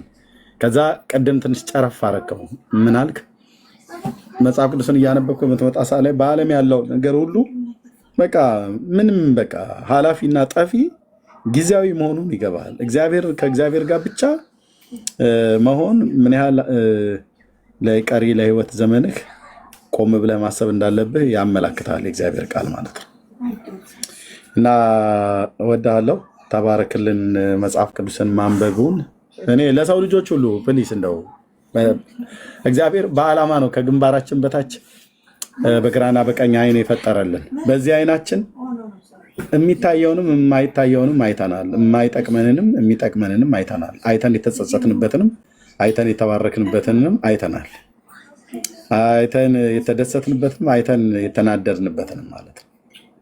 በጣም ብዙ ቅዱስ ነገር አይተንበታል። እርኩስ ነገር አይተንበታል። በጣም ብዙ ነገር ኃላፊን ነገር አይተንበታል። ዘላለማዊን እንኳን ግን አላየንበትም። ለዘላለም የሚያኖረው የእግዚአብሔር ቃል ነው እና መጽሐፍ ቅዱስን ለማንበብ እዚህ ውስጥ ያላችሁ ሰዎች፣ በተለይ መጽሐፍ ቅዱስን የማታነቡ ሰዎች፣ አሁን ወንድሜ ሮያል ጌታ እግዚአብሔር ይባርከው፣ ለመጀመሪያ ጊዜ ነው አይደል በእኔ ግብዣ መጽሐፍ ቅዱስን አንስተ ማንበብ የጀመርከው? አዎ። አላውቅም። አሁን ይታያችሁ የተሰማውን ደስታ እዩ። በገንዘቡ ገዝቶ አይደለም ያመጣው። እኔ አይደለሁም የሰጠሁት ይህን ደስታ፣ የአምላኩ የእግዚአብሔር ቃል ነው የሰጠው። ይሄንን ህይወት እኔ በጥቂቱ ስለማቀው ማለት ነው። በጥቂቱም ብቻ ሳይሆን በብዙ ስለማቀው። ሰው መጽሐፍ ቅዱስን ቁጭ ብሎ እግዚአብሔርን ቃል ሲያነብ፣ ወንድሞቼ ናቶቼ ቼክ አድርጉት። ስታነቡ እንደዚህ የማንጠራራት የማዛጋት እንቅልፍ ምናምን ነገር የሚመጣባችሁ ከሆነ እሱ ተጽዕኖ ነው። ከቻላችሁ የምትችሉ ከሆነ አካባቢያችሁ ላይ ሰዎች ካሉ፣ አገልጋዮች ካሉ ይርዷችሁ። ካልሆነ ደግሞ እግዚአብሔር እንዲረዳችሁ በዛው ሰዓት ላይ ወደ እግዚአብሔር በብርቱ ጸልዩ፣ ጌታ እንዲረዳችሁ ማለት ነው። እና ለጌታ ክብር ይሁን። በጣም ነው ደስ ያለኝ። እና ጨርሰውና ዮሐንስ ወንጌልን ከፈለክ የሙሉ ቀን ማለት ነው። ማለት የሙሉ ቀን ማለት አሁን 1 ሰዓት ወይ 2 ሰዓት ምናምን ነገር ጊዜ ብንወስድ ሙሉን ፕሮግራም ለአንተ ሰጠህና ከዮሐንስ ወንጌል መጽሐፍ ምዕራፍ 1 እስከ ቁጥር 20 ምዕራፍ 21 ድረስ ያለውን በሙሉ አንብበህ የተረዳኸው ነገር ካለ ከዛ ውስጥ ልብህን የነካህ ሁሉም የእግዚአብሔር ቃል ነው በእርግጥ እና ግን በጣም ህይወትህን የገዛህ ምን እንደሆነ የጌታችን የኢየሱስ ክርስቶስን ፊልሙን አይተዋል? የስቅለቱን ፊልም የሚገርምህ ነገር እስከዛሬ ድረስ ማለት ነው እስከዛሬ ድረስ የክርስቶስ የስቅለት ፊልም ሳይ ማለት ነው እስከ ድረስ እንደማይታቃለህ ልክ ክርስቶስን የሆነ ጲላጦስ ምናምን የሆነ ስቴጅ ላይ ሆኖ ሲፈርድበት የለም እና መስቀል ይዘው ሊወስዱት ሲሉ ከዛ በኋላ ግን ማየት አልችልም አላይም አይቼውም አላውቅም። ለምን አልችልም? ውስጤ አይችልም። ምን ታለቅሳለህ? አልችልም። ኖ ወሬ ማልቀሴን መጀመሪያ ሳየው አይደለ ማቀው አላየሁትም እስከዛሬ። በቃ አንድ ሲገረፍ ምናምን ሲወድቅ ሲነሳ ማየት አልችልም። በቃ ያ እግዚአብሔር ከረዳን አይዶ ነው እዚህ ላይቭ ላይ መታየት ይችላል። አይዶ ነው ከዩቲዩብ ላይ ስለሆነ ዳውንሎድ አድርጌው ሁላችንም ብናየው ደስ ይለኛል። ግን ያንን ያህል ሰዓት ምናልባት ዩቲዩብ እንትን ሊለን ይችል ይሆናል። አይዶ ነው ብናየው በጣም ደስ ይለኛል። ታውቃላችሁ እኔ እስካሁን ድረስ አየዋለሁ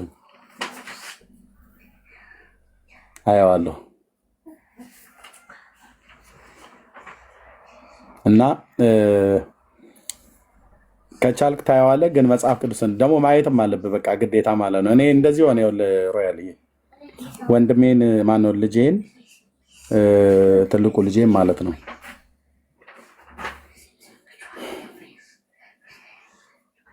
ስንት ዓመት ነበረ ፊልም ስናሳየው? 5 ዓመት ነው 4 ዓመት 4 አይደል? 4 አካባቢ 4 or 5 እንደዚህ አካባቢ ማለት ነው። አሁን ወደ 10ን ጨርሶ ወደ 11 እየሄደ ነው። አሳየውትኝ እና ያለቀሰው ለቅሶ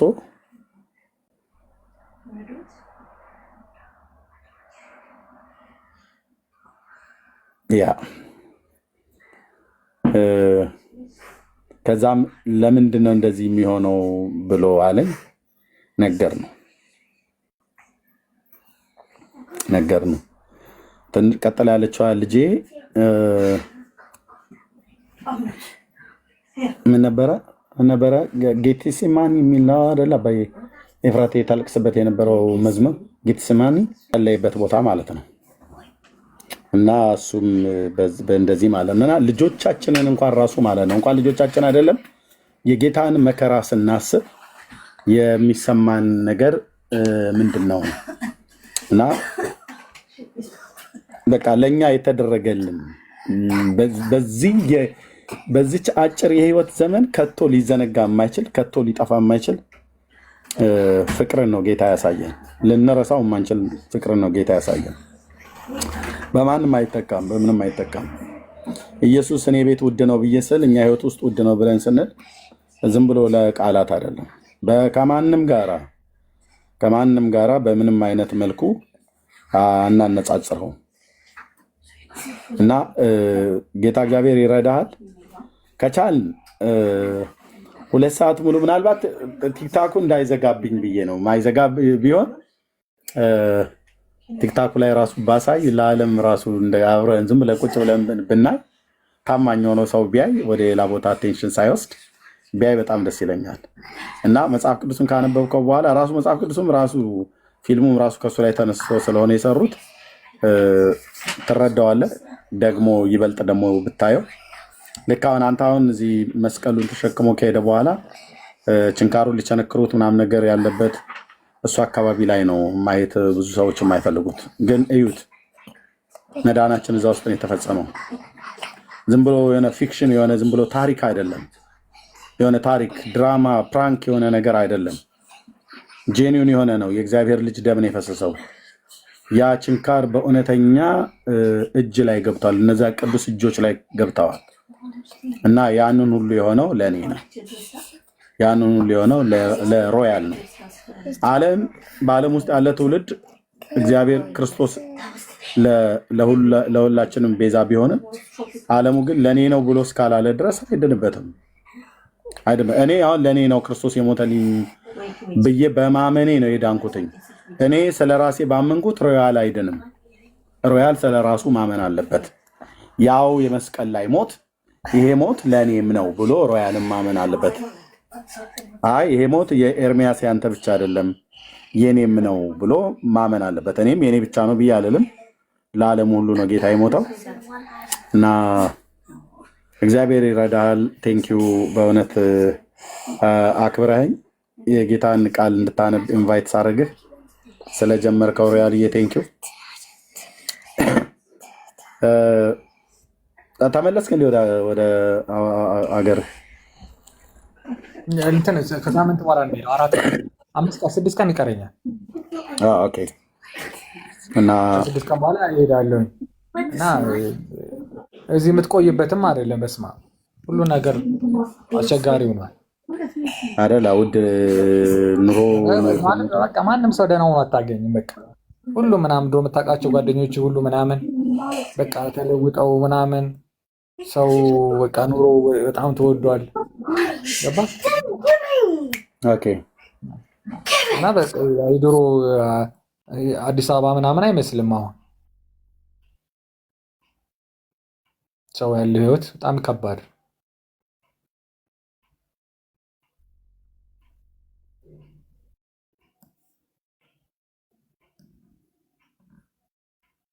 ያ አይ መልካም ነው።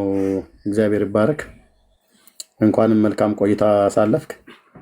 መደዋወልም እንችላለን። ምን አልከኝ? መደዋወልም እንችላለን ከፈለክ።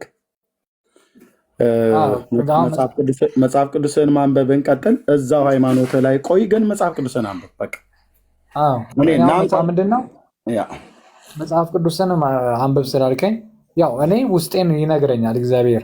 ምንድን ነው የሚነግረኝ መሰለህ? መጽሐፍ ቅዱስን የጴንጤም የኦርቶዶክስም የካቶሊክም ሳይሆን መጽሐፍ ቅዱስ እግዚአብሔር የሰጠን የሁላችንም መመሪያ እንደሆነ ይገባኛል። ስለዚህ እኔ ውስጤን ያመነው ነገር ምንድን ነው?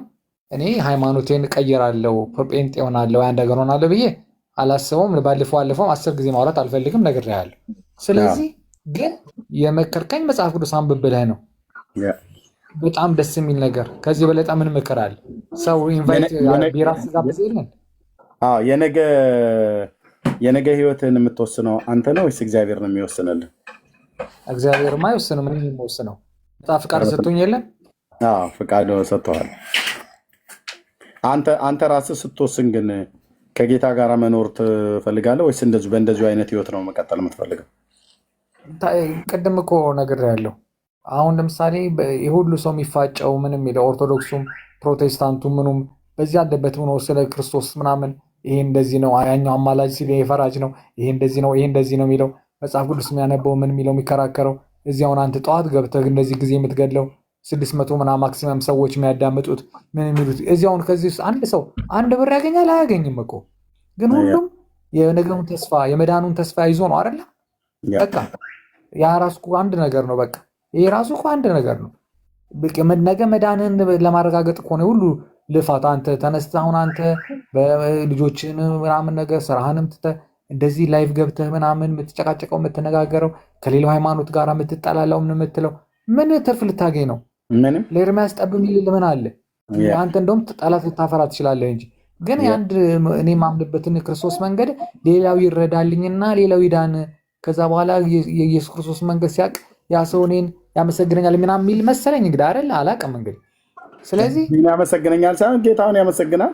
ከዘላለም ጥፋት ይተናል። በቃ ከዘላለም ሌላውም ቤት ከፍቶ እንደዚሁ ስለ መጽሐፍ ቅዱስ የሚያነሳው ምን የሚለው የሚያወራው ምን የሚለው እንደዚህ ቤተክርስቲያን ጠዋት ተነስታ ቅዳሴ የምትቀድሰው ምን የምትለው ሁሉንም እኮ ስታየው በቃ አንድ ፈጣሪ ነገ እኔ ባይገርምህ ኤርሚያስ አንድ ነገር ልንገርህ፣ ምን አይነት አመለካከት እንደነበረኝ በፊት በነግርህ በጣም የሚገርም። በተአምር የማላምነው ነገር ከሞቱ በኋላ ህይወት አለ ወይ የሚባለው ነገር አላምንበትም ነበር ቅርብ ጊዜ ድረስ። ከሞት በኋላ ህይወት እንዳለ አላምንም ነበር። ምንድን ነው በቃ ከሞትክ ነው በቃ ፊኒሽድ ብዬ አስብ ነበር።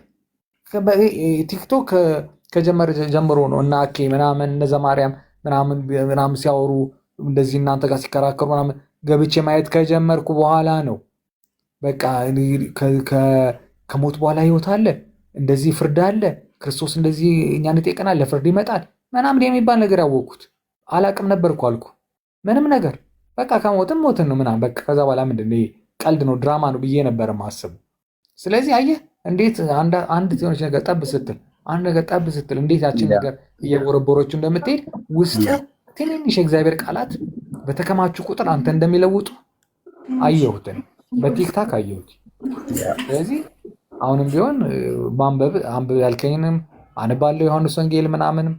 ከዛ በኋላ ደግሞ እግዚአብሔር አምላክ ከረዳኝ ደግሞ ሌላም እንደዚህ ምናምን አነባለሁ እና ደግሞ የሚገርመህ ነገር አንብቤ እንትን ማለት እይዛለሁኝ እና አንዳንድ ነገሮች ደስ ይሉኛል። እንደዚህ ነገሮችን በአእምሮ እንትን ማለት እንትን አለኝ የመያዝ ነገር እግዚአብሔር ደስ ይሉኛል። እንደዚህ ነገሮችን በአእምሮ እንትን ማለት እንትን አለኝ የመያዝ ነገር እግዚአብሔር ሰጥቶኛል ጥሩ ነገር እና እይዛለሁ፣ አነባለሁ። ገባህ? ለዓለም የሚሆን አእምሮ ነው እና ለዓለም የሆነውን አእምሮ ደግሞ ለእግዚአብሔር ትሰጠዋለህ። በቃ ይሄ ከጴንጤነት ከካቶሊክነት ከኦርቶዶክስ ጋር የሚገናኝ ነገር አይመስለኝም። አነባለሁ ባለ በሰው ፐርሰንት በአንተ በራስ ፐርሰንት ጌታ ኢየሱስን ምን ያህል የምትወደው ይመስላል? በልብ ውስጥ ራስን እንዴ ቅድም ነገርኩህ እኮ እግዚአብሔር ኢየሱስ ክርስቶስ ከመውደድ የተነሳ ፊልሙ ላይ ሲመታ ሲገረፍ ምናምን ያለውን ፓርት አላየውም እኮ አልኩህ። ስክሮል አድርግ አሳልፈዋለሁ። ፊልም ከሆነ አላየውም። ሲገረፍ ማየት አልፈልግም። ልብሱ ሲቀደድ ማየት አልፈልግም። እንደዚህ ምናምን እንደዚህ ሲታፉበት ሲባል ማየት አልፈልግም። አምላኬ እንዴት እንደዚህ ተዋረደ ብዬ በጣም አዝናለሁ። በጣም ከሚገባው በላይ ስለማዝን ማየት አልፈልግም። ድራማ እንደሆነ እኮ አውቃለሁ። ግን ያ የተፈጸመው የመጀመሪያው እውነተኛው ነገር ስለሚመጣብኝ ይሄ ድራማ እውነት ነው የሚመስለኝ፣ ፊልሙ እውነት ነው የሚመስለኝ። ቢኮዝ የመጀመሪያው ታሪክ እውነተኛ ስለሆነ እዚህ ጋር አሁን የሚሰራው ስራ እንደ እውነተኛ ነው የሚቆጥረው። ልክ ነው። እዚህ ማየት አልፈልግም። ብታየው ምን የምትሆን ይመስልሃል? ብትጨርሰው ነው ብታየው አለም ለመሰለህ ውስጥ ምን የሚፈጠር ይመስልሃል? ሰላም የሚረበሽ ይመስልሃል? ውስጥ ያዝናል፣ በጣም ያዝናል። ሁለት መንታ ሀሳቦች አሉብኝ ይህን ነገር ሳየው። አንደኛ በጣም ብርቱ ፍቅር ከጌታዬ ጋር እንዲኖረኝ ያደርገኛል ብዬ አስባለሁ። ምክንያቱም ለእኔ ምን ያክል ለእኔ እንደሆነ የማየው ነገር ይነግረኛል። አንድ ሁለተኛ ደረጃ ደግሞ ውስጤ በጣም ይደማል። ምክንያቱም ያ ክብር ያለው አምላክ፣ ያ ክብር ያለው ግርማ ሞገስ የተቀመጠ አምላክ ለእኔ ብሎ ወርዶ ተዋርዶ እንደዚህ ብሎ ይሄን ያራቱን ሲሰጥ ገባ ምን ያክል የሰው ልጅ ስንባል ጨካኞች እንደሆነ ለእኛ ብሎ መጥቶ እኛ ስናሰቃየው የሚለው ነገር ደግሞ ይመጣብኛል። እና ሁለት ነገሮች መንታ ነገሮች ይመጡብኛል እና ማየት አልችልም። በቃ ያን ነገር እንግዲህ ውስጤም ደግሞ ትንሽ ስስ ልብ ሊሆን ይችላል። ልቤ አልችልም ማየት። ለዛ ነው ከሁለቱ አንዱን ምረጥ ተብለህ ብትባል የትኛውን ነው የምትመርጠው? እንደዚሁ ባለማየት እንደዚሁ መቀጠል የምትፈልገው ወይስ አይተኸው? አላይም አምነዋለሁ። የተሰቃየልኝ የሞተልኝ ስለማውቀው ፊልሙን ባየው እኔ ምን ያደርግልኛል? ፊልሙ በጣም ይጎዳኛል። ውስጤ የሚቀር ይመስለኛል። አይጎዳም። ሊያስለቅስህ ይችላል። አዎ እሱኛውን ነው አሁን አንተ ጉዳት እንደምትለው። እኔ ግን ልክ መጽሐፍ ቅዱስን ካነበብክ በኋላ ዮሐንስ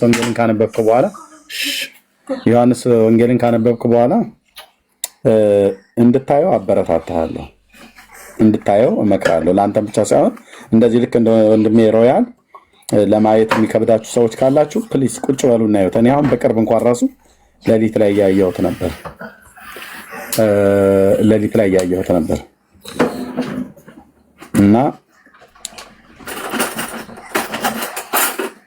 ለምንድን ነው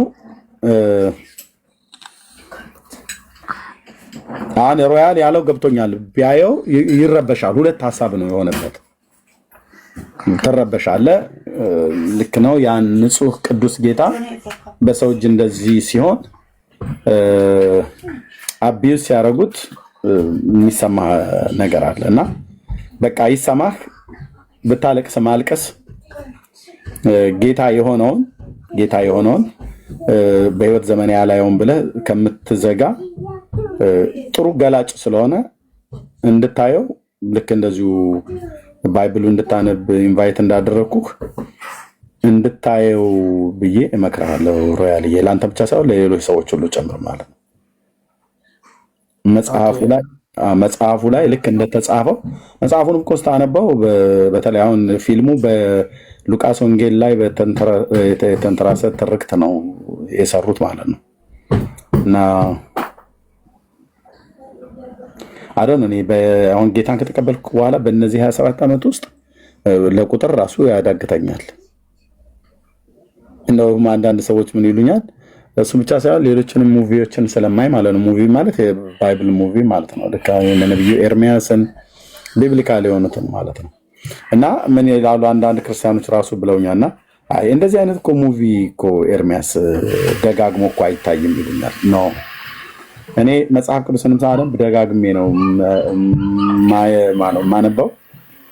ስብከትም ስሰማ የእግዚአብሔርን ቃል የሚያስተምሩ ሰዎች ካሉ ደጋግሜ ነው የምሰማው እና ውስጤ እንዲቀር ፈልጋለሁ እና ያቺ አንዲት ዘፋኝ ያልነበረች በባለፈው ጌታን የተቀበለች ዘፋኝ ነበረች አይደለ? ማን ነበረች ነው ያላችኋት? ስሟን እስቲ አስታውሱኝ ፕሊስ። ዮኒ ማኛ ቤት ጌታ በህልም አንተን አሳየኝ ብላ ያለችዋ ማን ነበረች ስሟ ወገኖች? እና በህልም አሳየኝ እንድነቃ ቀሰቀስከኝና ልጆችን ይንሳኝ አለች። ልጆችን ይንሳኝ ኤርሚ አይን ውስጥ ኢየሱስ ክርስቶስ ተሰቅሎ አየሁትኝ እንደዛ አለች። ማን ሄለን ነው? ማን ነው ስሟ? ገነት ነው መስዬ? ገኒ አይደል? ዘፋኟ ማለት ነው። ገኒ ማለት ነው። ልጆችን ይንሳኝ አለች። አሜሪካ ሀገር የምትኖረዋለች እና ኤርሚ አይን ውስጥ ኢየሱስ ክርስቶስ ተሰቅሎ አየሁት አለች።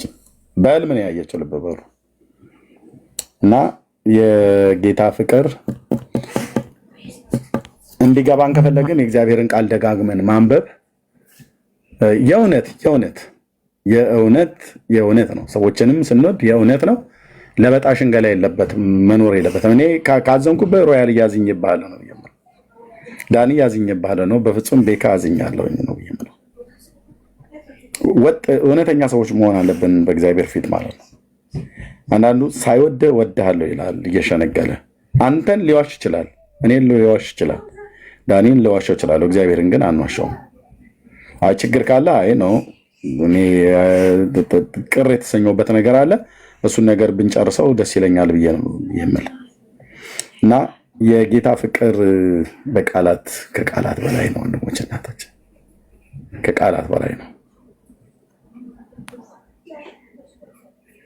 አንድ ነገር ልል የምፈልገው ነገር ጥሩ እንደዚህ ማውራታችን ራሱ ትልቅ ነገር ነው፣ ትልቅ ለውጥ ነው እና አሁን እኔ መጽሐፍ ቅዱስ ምናምን እንደዚህ አንብበህ አልከኝ ምናምን እና ያው እንድለወጥ ነው አይደለ? በባህሪም በተለያየ ነገሮች እግዚአብሔር እንዲረዳኝ ነው አይደል? ድርቅ ነው በጣም የምቀበለው ነገር እና እኔ አንድ ነገር ደግሞ አላቅም ታናሽ መንታን ምን ነው የአንድ ዘመን ልጆች ይመስለኛል እና ኤርሚያስ ዝም ብዬ እንደ ታናሽ መናገር የምፈልገው ብትቀበለኛለህ? እኔ አንድ አስተያየት ብሰጥ ለአንተ ለእኔ እቀበላለሁ። እሺ እኔ ለምሳሌ አሁን ምንድነው እንደ ፕሮቴስታንት አንተ እኔ እንደ አንድ ኦርቶዶክስ ለምሳሌ ስህተቶች ታያለህ አይደል? ኦርቶዶክስ ለአንተ ይህ ስህተት ነው፣ ይሄ ምንድን ነው፣ ማርያም እንደዚህ ነው፣ መላእክት እንደዚህ ናቸው ምናምን ብለህ ትላለህ እና እስቲ እንደው እኔም አሁን ለምሳሌ እንደዚህ መጽሐፍ ቅዱስ ሳነብ እንደዚህ ተለወጥኩኝ እንድል አንተ ብዙ ጊዜ የምታቀርባቸውን ትችቶች ከኃይለ ቃልና ከመጥፎ አነጋገሮች በጸዳ ማንም እኮ አይወስድብህም፣ እውቀቱን ማንም መጽሐፉን አይወስድብህም ከእጅ ላይ አይደለ? ስለዚህ እንደዚህ ምናምን አንተ እንደዚህ ምናምን ከምትል ኖርማሊ ይሄ ነው ይሄ ማለት ይሄ ነው ኦርቶዶክሶች እንደዚህ ያምናሉ ግን ይህ ትክክል አይደለም በሚል ጀንትል በሆነ በቃ ላይ አንዳንድ ጊዜ ጀንትልሜን ካውርት የሚሉት ነገር አለ እና በዛ መልኩ ብታስረዳ እውነቴን ነው የምልህ እግዚአብሔር እኮ ይለውጠናል የምንለው እኮ ከዚህ እንታያለን። ይሄ አንድ መለወጥ ነው ለእኔ። ስለዚህ አሁን ደግሞ መጽሐፍ ቅዱስ ሳነብ እንደዚህ በቃ ስህተት እኮ አለው በቃ ምንም ማለት አይደለም። ኦርቶዶክስ እንዲህ ትላለች፣ እንደዚህ አይነት ይሄ ስህተት ነው በቃ ተክለ ሃይማኖት እንደዚህ ትላለች፣ ገብረ መንፈስ ቅዱስ እንደዚህ ትላለች፣ ገብርኤል እንዲህ አያደርግም፣ ሚካኤል እንደዚህ አታደርግም፣ ማርያም አታማልድም የሚለውን ነገሮች እውቀትና ስርዓት በሞላ መልኩ ብትናገረው ይጎዳል። እኔ እንግዲህ እንደዚህ ብትገልጻቸውስ ምን ይመስልሃል? ብዙ ጊዜ እነዚህ ነገሮች ያስከፋሉ።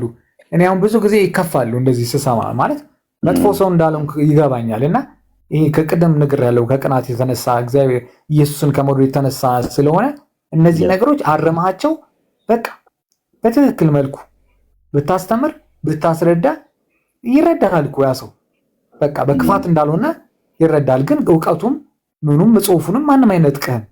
እኔ ደግሞ እንደ ታናሽነት ይህንን አስተያየት ብሰጥህ ብዬ ነው።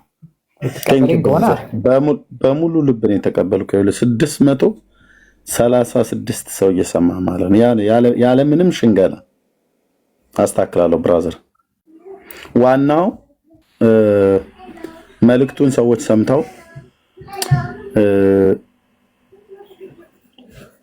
እውነቱን ከሐሰት ለይተው እንዲያውቁና እንዲድኑ ነው። ሌላ ሞቲቭ ሌላ አጀንዳ የለኝም። ሰውን ለማበሳጨት በፍጹም አልቀመጥም፣ አላደርገውም። በእውነት ጌታ እግዚአብሔር ምስክር ማለት ነው እና ይሄ እውነተኛ የሆነ ምክር ነው። ምንም ሳላቅማማ ነው የተቀበልኩ። ይኸው 632 ሰው ምስክር ባለበት ማለት ነው።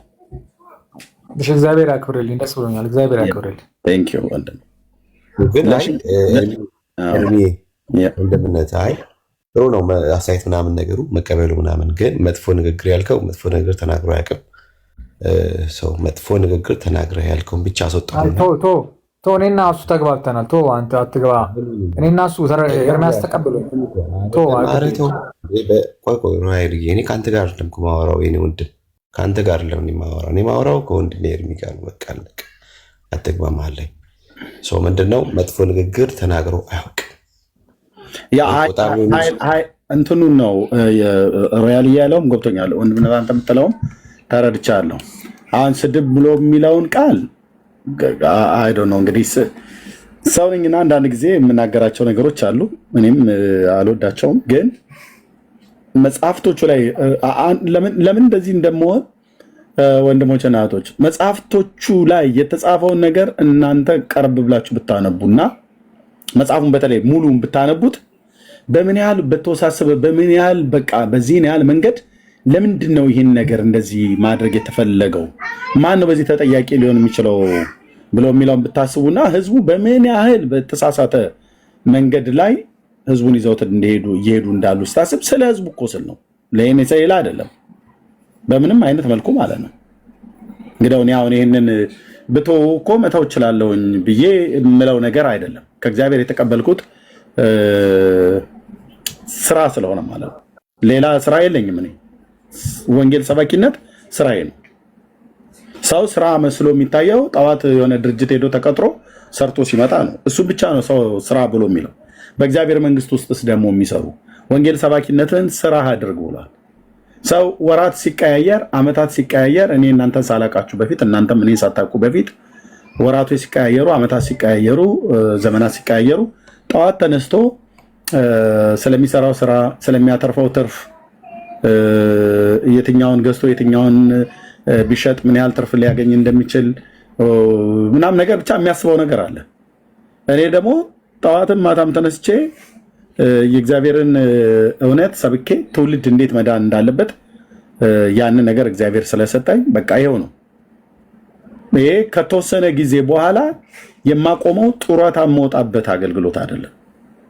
ወይ ኤርሚ በቃ እዚህ ጋር አረጀ እና በቃ ጡረታ በቃ ሊወጣ ነው ተብሎ የሚባልበት አይደለም። ስጦታ እስከሆነ ድረስ እግዚአብሔር ስጦታ ነው የሰጠውና መጽሐፍቶች ውስጥ የተጻፈውን ነገር ደግሞ ብዙ መጽሐፍቶች ስለሆኑ ማነባቸው በጣም ብዙ ወንድሞች ናቶች። አንድ ቀን ካሜራ ከፍቻ ሳይቻለሁ ቤቴ በጣም በቃ ስለተጨናነቀብኝ አሁን በዚህ አይነት ሁኔታ ውስጥ ሆኖ ማሳየቱ ለቪዲዮም አይመጥንም ራሱ ቤቱ ላይ ያለው ማለት ነው። ግን ሲዘጋጅ አሳያቸዋለሁ መጽሐፍቶቹ ማለት ነው። ያነበብኳቸውን መጽሐፍቶች 3%ና 4%ን እንኳን ራሱ አላወራንም። መጽሐፍቶቹን ሙሉ በሙሉ እያንዳንዱ ላይ ያነበብኩትን ያቀለምኩትን ብታዩት ሙሉ ነው የማነበው። ሳነብ ሙሉ ምንም ከመግቢያው ጀምሮ ማለት ነው እና ውስጡ የተጻፈው ነገርና ይህንን ሰው አንብቦ ምንድን ነው የሚያገኘው?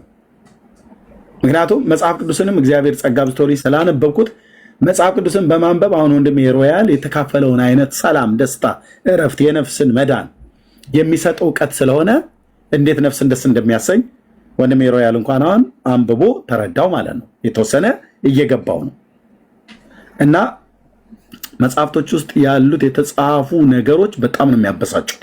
በጣም ነው የሚያበሳጩት ወንድሞች ናቶች።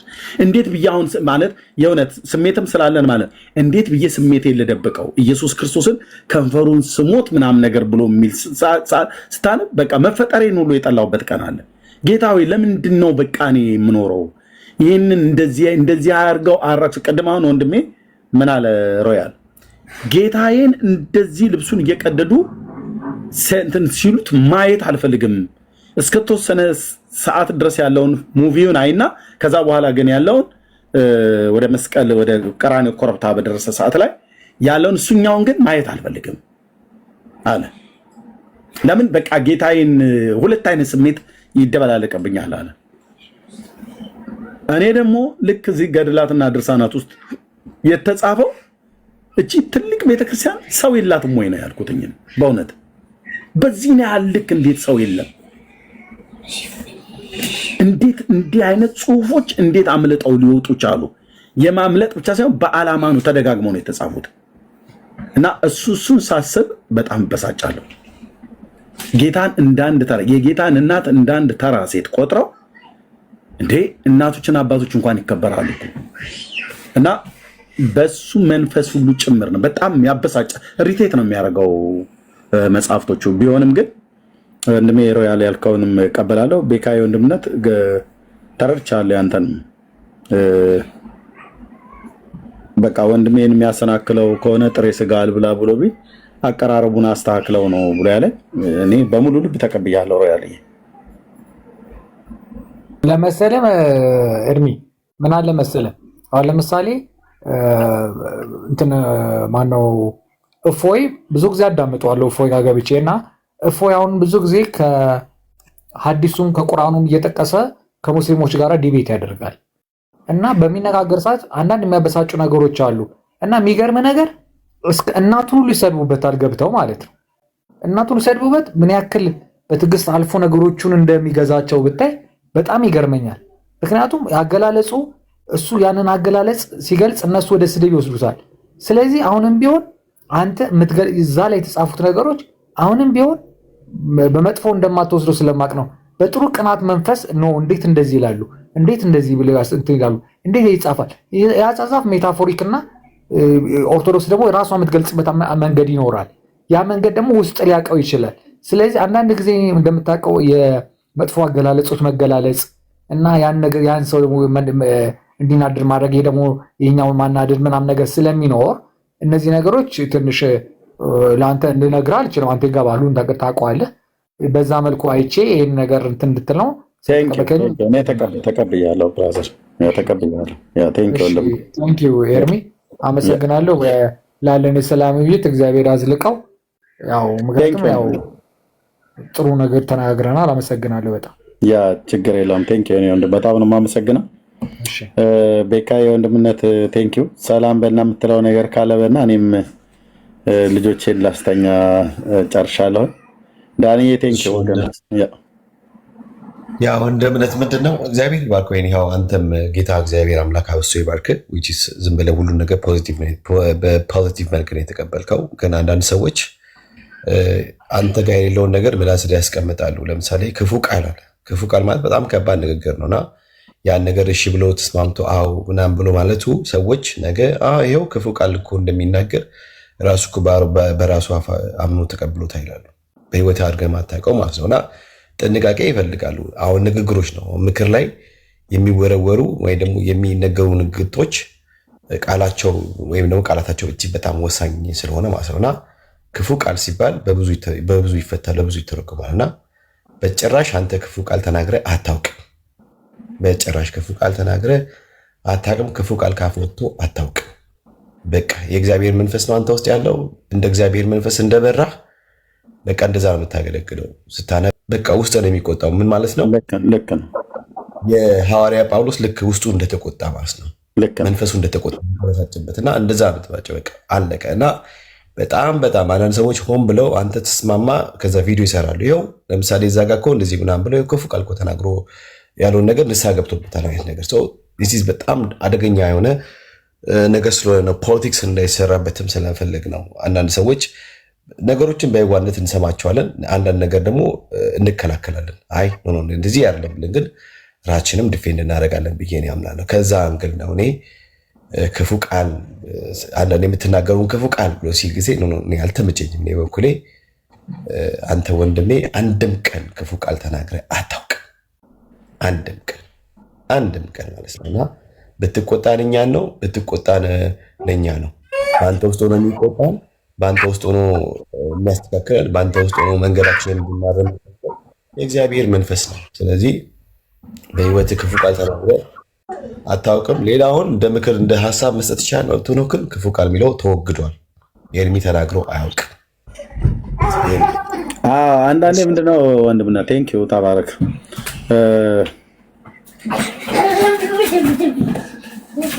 አንተ ለመልካም ነገር የተናገርከውን ሰዎች በተለያየ አይነት አረዳድ ይረዱታል።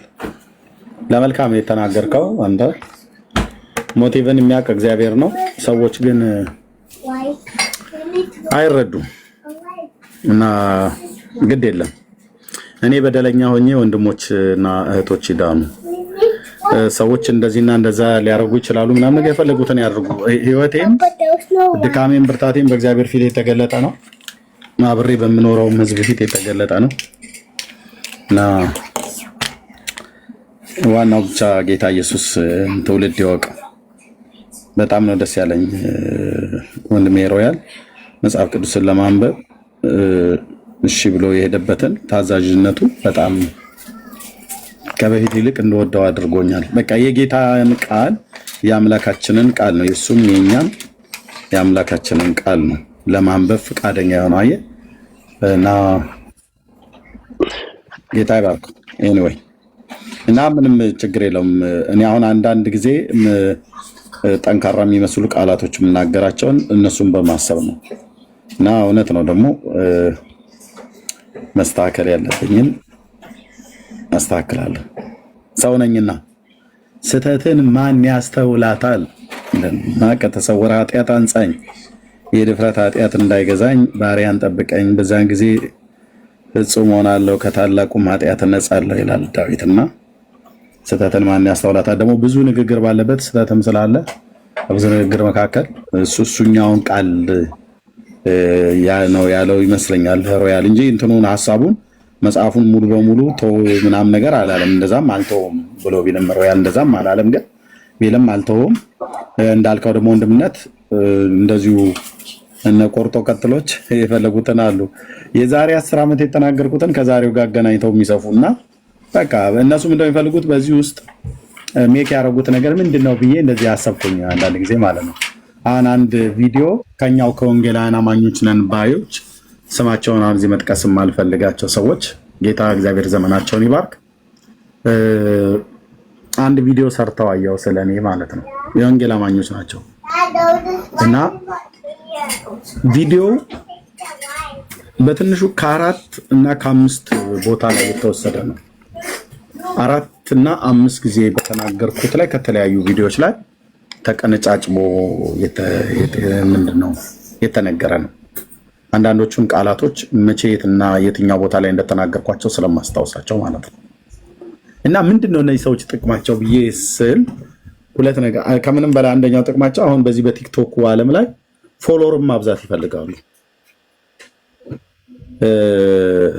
ፎሎወርን ማብዛት ይፈልጋሉ እና ሰው ፎሎ እንዲያደርጋቸውና ይሄን ያህል ፎሎ ይሄን ያህል ሺህ ፎሎወር አላቸው ምናምን ነገር ተብለው እንዲባሉ ማለት ነው። በቃ እውቅና እና ፎሎወር ይፈልጋሉ። እና ያንን ቪዲዮ እንደዛ ቆራርጠው ሲያስገቡ ሰው ጋብቶ ይሰማዋል። ሲሰማው ወይ ብዙ ኮሜንት ያገኛሉ የሚሰድብ የሚራገም፣ ከዛ ደግሞ ያንን ፔጅ ከዚህ በፊት አይቶት የማያውቀው ሰው ፎሎ አድርጎላቸው ይሄዳል። እና አድርሱለት ለኤርሚያስ እየተባለ የሚሰሩ ቪዲዮዎች አይታችኋቸዋል አይደል? የኛው የወንጌል አማኞች ማለት ነው።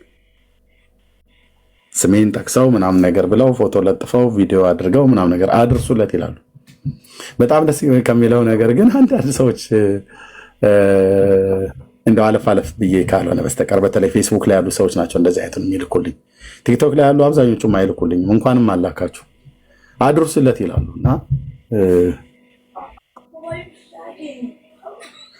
መልስ አልመልስም። አንዳንድ ፔጆች ፎሎወሩን አብዝተውት ፎሎወሩ ስለበዛ አይደለም ምን እንደሚጠቅማቸው አይደለም። እና ፎሎወሩ ስለበዛ አይደለም ከሰራዊት ጌታ ከእግዚአብሔር ዘንድ ሞገስ እና እግዚአብሔር ጸጋን ካልሰጠ በስተቀር ስንት ሺህ ፎሎወር ኖሯቸው ሲገቡ እኮ በጣት የሚቆጠሩ ሰዎች ናቸው የሚያዩቸው። ሞቲቫቸው ቆይ ወንድሜ ባዛር አስገባይ ብለህ ስላልክ ነው ያስገባው። ምንድነው ሰላም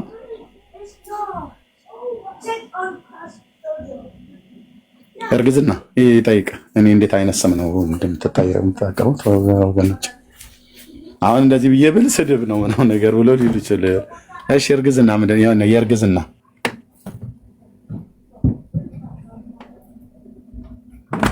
ኧረ እባክህ ስምህን 2 3 እንድጠራው አታድርግ። አሁን ስም ነው አሁን ይሄ።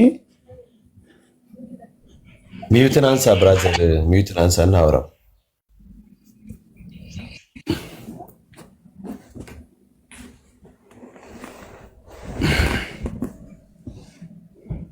ወንድማችን የእርግዝና ወይ እየሰማው ነው እንትን ስለሆነ ነው የእርግዝና መረጃ መስጫ ቻናል ሆኖ ነው። ይቅርታ 2 ጥያቄ ልጠይቅ ኤርሚ በርዕስ ዙሪያ። እሺ አንደኛ ሉቃስ 9 ላይ ያለውንና ሉቃስ 16 ላይ ያለውን ሉቃስ 16 ከቁጥር 22 እስከ 23 በትክክል ከመለስክልኝ እርግጠኛ ሆኜ ጽፌልሃለሁ። መቼም ቅድም ዳንኤል ትንሽ እየሰደበን ስለነበረ ነው። አንተ ትንሽ ተረጋግተን ኧረ ዳንኤል አይሳደብ ነው የምታወራ። እናመሰግናለን።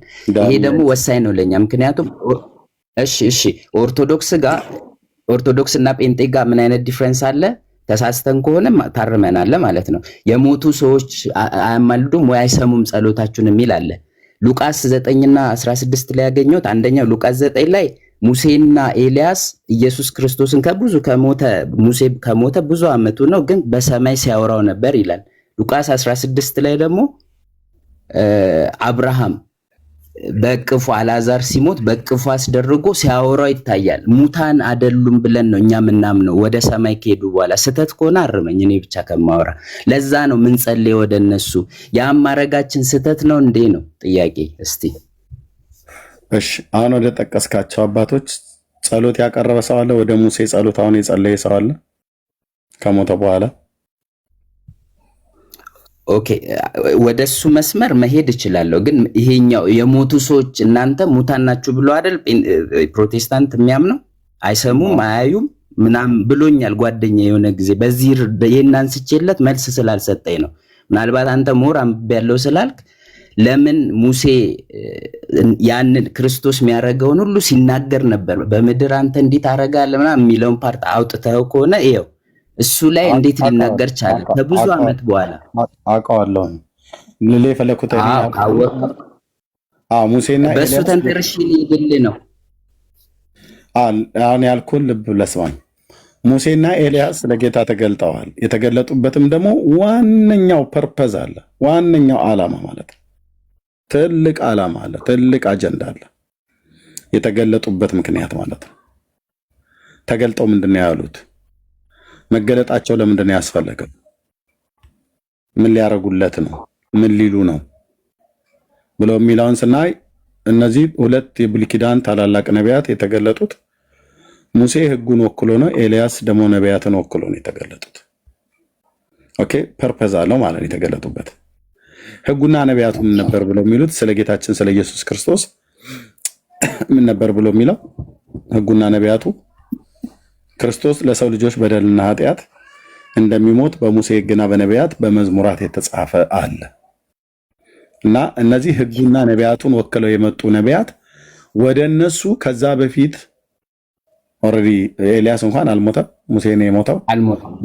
ሙሴ በስጋ ሞቷል፣ እና ተቀብሯል። አብርሃምን 16 ላይ ደግሞ እኔ ምን መሰለኝ የፈለኩት ፐርፐዛቸው ልክ ነህ፣ ግን የፈለኩት እኛ የክርስቶስ ሞትን ትንሣኤውን በሚመስል ትንሣኤ ደግሞ እንነሳለን። ከሞትን በኋላ ገና ወደፊት ሳይሆን እኔ ማስበውን ነው። አንተ ተሳስተሃል በለኝ ከተሳሳኩ።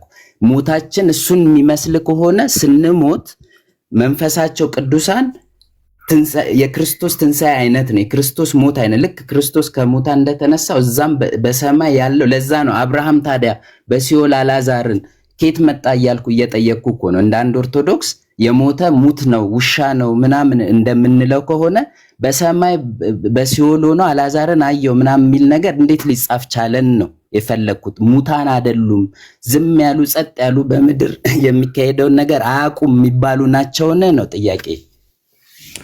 ኦኬ፣ አብርሃም በዚህ ምድር ላይ ስለሚሰራው ነገር ያውቃል ነው እውቀት አለው ነው ብለህ የምትለኝ? ሙሴ እኮ ስለ ክርስቶስ ስለሚያደርገው በምድር ላይ ስለሚያደርገው ሲያወራ ነበር ይላል። አብርሃም ደግሞ 16 ላይ አንዱንም አትይዘው። ቀደም የሉቃስ 9ን ሳልጨርስልህ ስለ ነቢያቱ አቋረጥከኝና አብርሃም ጋር ሄድክ። የሞቱ ስለሆኑ ነው እኔ የፈለኩት። እኔ መቻል ሳይሆን መቼ እኛ ሞቼ እኮ አልሞቱም እኮ ብለን አላለም። ኤልያስ ነው ያለው። ሞተው ግን ሞተው ምንም ፐርፐዝ የላቸውም፣ በቃ አፈር ናቸው። እንደዛ ነው ያስረዳኛ ፕሮቴስታንት ጓደኛዬ። በዚህ ዙሪያ እንዴት ሊኖሩ ቻሉ ታዲያ? በሰማይ እንዴት ታዩ? ኢያሱ ሁሉ አብርሃም አሁን ታዲያ ሞቶ አብርሃም አሁን መቃብሩ በኢየሩሳሌም እንዳለ አታውቅም? ኬብሮ አይኖ መንፈሱሳ ሰው እኮ ስሪ አይደል እንዴ? መንፈስ ጋር በስጋ ነው። ቆይ እንደማመጥ ፕሊስ። ሞተው አፈር አልሆኑም ብሎ ስትል አንተ አፈር አብርሃም አፈር አልሆነም ነው የምትለው? ኖ በመንፈስ ነው እኮ የሚያገለግሉን ብለን የምናምነው ብለን ነው። ክርስቶስ አፈር ሆነዋል፣ ሞተው አፈር ሆነዋል ብለውኛል አልክ። አፈር አልሆኑም ነው ብለህ ብትለው አይደለም፣ ሞቷል። በመንፈስ ግን መንፈሳቸው አለ በሰማይ አገልግሎት አለ። ይሄንን የሚክድማ ጴንጤ እኮ የለም። ይሄንን የሚክድማ ሰው ነፍስ እኮ ሰው ከስጋው ስትወጣ ነፍስ ወደ እግዚአብሔር እንደምትሄድ መጽሐፍ ቅዱስ መክብብ ላይ ይነግረናል። ይሄንን የሚያጠው ስለ ምድር የሚደረገውን ነገር አያውቁም ነው። አንተ ያውቃሉ ነው የምትለው? አዎ አብርሃምን ሉቃስ 16 ላይ 22 ከቁጥር 23 ሜታፎሪክ እንደሆነ ታውቃለህ? እንዴት ስትል በምሳሌነት የተነገረ እንደሆነ ታውቃለህ? እንዴ ለምን ምሳሌ ይሆናል? ሙሴ አላወራውም እንዴ? ክርስቶስ ምሳሌ አይደለም? አሁን ይታችሁ ድብልቅልቅ አረከው። ስለ አብርሃም ስጠይቅ ወንድሜ ሙሴ መጥቶ ያወራው የት ነው? እስኪ አንዱ ላይ እርገጥና ንገረኝ። አንዱን ጥንፍፍ አድርገን ስለ ሙሴ ልመልስ። አንድ አድምጠኝ። ስለ ሙሴ እንድታረግልኝ አሁንም አንድ አድምጠኝ እባክህ አንድ አድምጠኝ። ስለ ሙሴ ልመልስልህ ስል አብርሃም ጋር ትወስደኛለህ። ስለ አብርሃም ልመልስልህ ስል ሙሴ ጋር ታመጣኛለህ። እንደዚህ አይጠየቅም። አንዱን ጨርስ እስኪ። እናቶቻችን እንደሚሉት የጎረስከውን አኝከው። እስቲ ቆይ እባክህ አሁንም ፕሊስ፣ የጎረስከውን አኝከው። እሺ ዝም ብያለሁ። አዎ ቆይ ዝም እንድትል አይደለም። የጎረስከውን አኝከው አላምጠውና ዋጠው ይላሉ እናቶቻችን። በላዩ አይደረግም። መታነቅም ስለሚመጣ ማለት ነው። እናቶቻችን ከክፋት አይደለም። እና ስናወራ አንደኛው ማለት ነው። አንዱ ምረጥ። አሁን ሉቃስ 9 ወይስ እሺ ኤርሚ አይደለም፣ ቃሉን ሳይሆን ሐሳቡን ነው እኔ የፈለኩት። እኔ ቃሉ ነው ያላችሁ ነው የሚሉን እንዴ? ኤርሚን እኮ ነኝ እኔ ነኝ ያልገባኝን የምታስረዳኝ። አንተ እኮ አስረጅህ ነህ እንዴ? እኔ እኮ ያልገባኝ የሞቱ ሰዎች ምንም ፐርፐዝ የላቸው የሚለው ነው። ፕሮቴስታንት ጓደኛዬ ለምን ወደ ሞቱ ሰዎች ትጸልያለህ? የሞቱ ሰዎች ደግሞ በእነዚህ ቦታ ላይ ታይተዋል። አፈር እዚህ ስጋቸው አብርሃም የሞተ ሰው ነው አይደለም? ሞቷል፣ በመንፈስ ግን በሰማይ ታይቷል ይላል ሉቃስ ላይ። የጠየቅኩህን እባክህ መልስልኝ። አብርሃም የሞተው ሰው ነው አይደለም? ሞቷል እንጂ ሙሴ የሞተው ሰው ነው አይደለም? ኦርቶዶክስ ግን የአብርሃም አምላክ ብላ ትለምናለች። አብርሃም ወይ ብላ እሱ ስህተት ነው ወይ አስረዳኛ። እሱ ስህተት ነው ወይ? አቤቱ መልስ ሳይኖር ሲቀር ነው እንደዚህ የምትለው። አዝናለሁ። እኔ ትልቅ ነብዬ ነበር የጠየቀው፣ አልተመለሰም። ትልቅ አይደለሁም ትንሽ ነኝ። መልስ የለኝም። በጣም የተቅበዘበዘ ሰው ነው።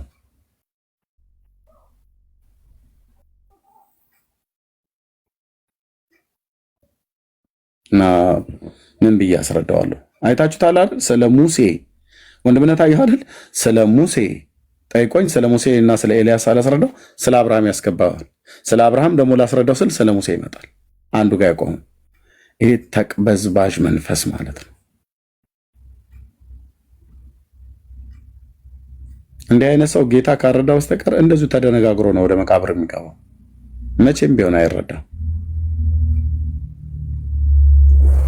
ሰው ቢያንስ አንድ ቦታ ላይ እንኳን አንዱን ሀሳብ አሁን የተነሱ ሁለት አባቶች ናቸው። የኖሩበት ዘመን የተለያየ ዘመን ነው። አብርሃምና ሙሴ የኖሩበት ዘመን ቢያንስ የ430 ዓመት የዘመን ርቀት አለ በመካከላቸው። የ430 ዓመት የዘመን ርቀት ያላቸው አባቶች ናቸው። በስጋ አልሞቱ በሰበሱ አሉ ብለህ ታዲያ አልበሰበሰም እንዴ? አብርሃም መበስበሰን አላየም እንዴ? አይቷል እኮ። ሙሴ መበስበሰን አላየም እንዴ? በስጋ ሞቷል እኮ። አልሞቱም ብሎ አሉኝ ፕሮቴስታንት ምናምን ነገር እንደዚህ የሚል ጴንጤም የለም ሲጀምር። አብርሃም አልሞተም ብሎ የሚላለ ወንድሞች እናቶች፣ ሙሴ አልሞተም ብሎ የሚላለ የለም ብራዘር። አሁን ጥያቄው ወደ አብርሃም ከምድር ሆኖ የጸለየ ሰው አለ ወይ ነው። እናንተ ከዚህ ከምድር ሆናችሁ ወደ ሰማይ እንጸልያለን ብላችሁ የምትሉት አይነት ብለን ብንላቸው የለም፣ አይጸለይም።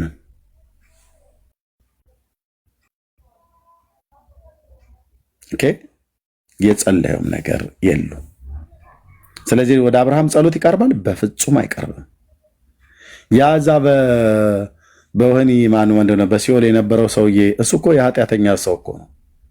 ሲጀምር አብርሃም አባት ሆይ ነው ብሎ ያለው። እኔ ሰውየው ኦርቶዶክሳዊ አማኝ ይመስለኛል። ዝም ብዬ ስጠረጥር ነው ያልኩት። አይመስላችሁም? እንደዛ የኦርቶዶክስ አማኝ ይመስለኛል። ወዴት እንደሚጸለይ የማያውቅ ማለት ነው። ምክንያቱም እነሱ ናቸው ያገኙትን ሁሉ አባት ሆይ ብለው የሚሉት ማለት ነው። ወዴት እንደሚጸለይ የማያውቅ የኦርቶዶክስ አማኝ ይመስለኛል።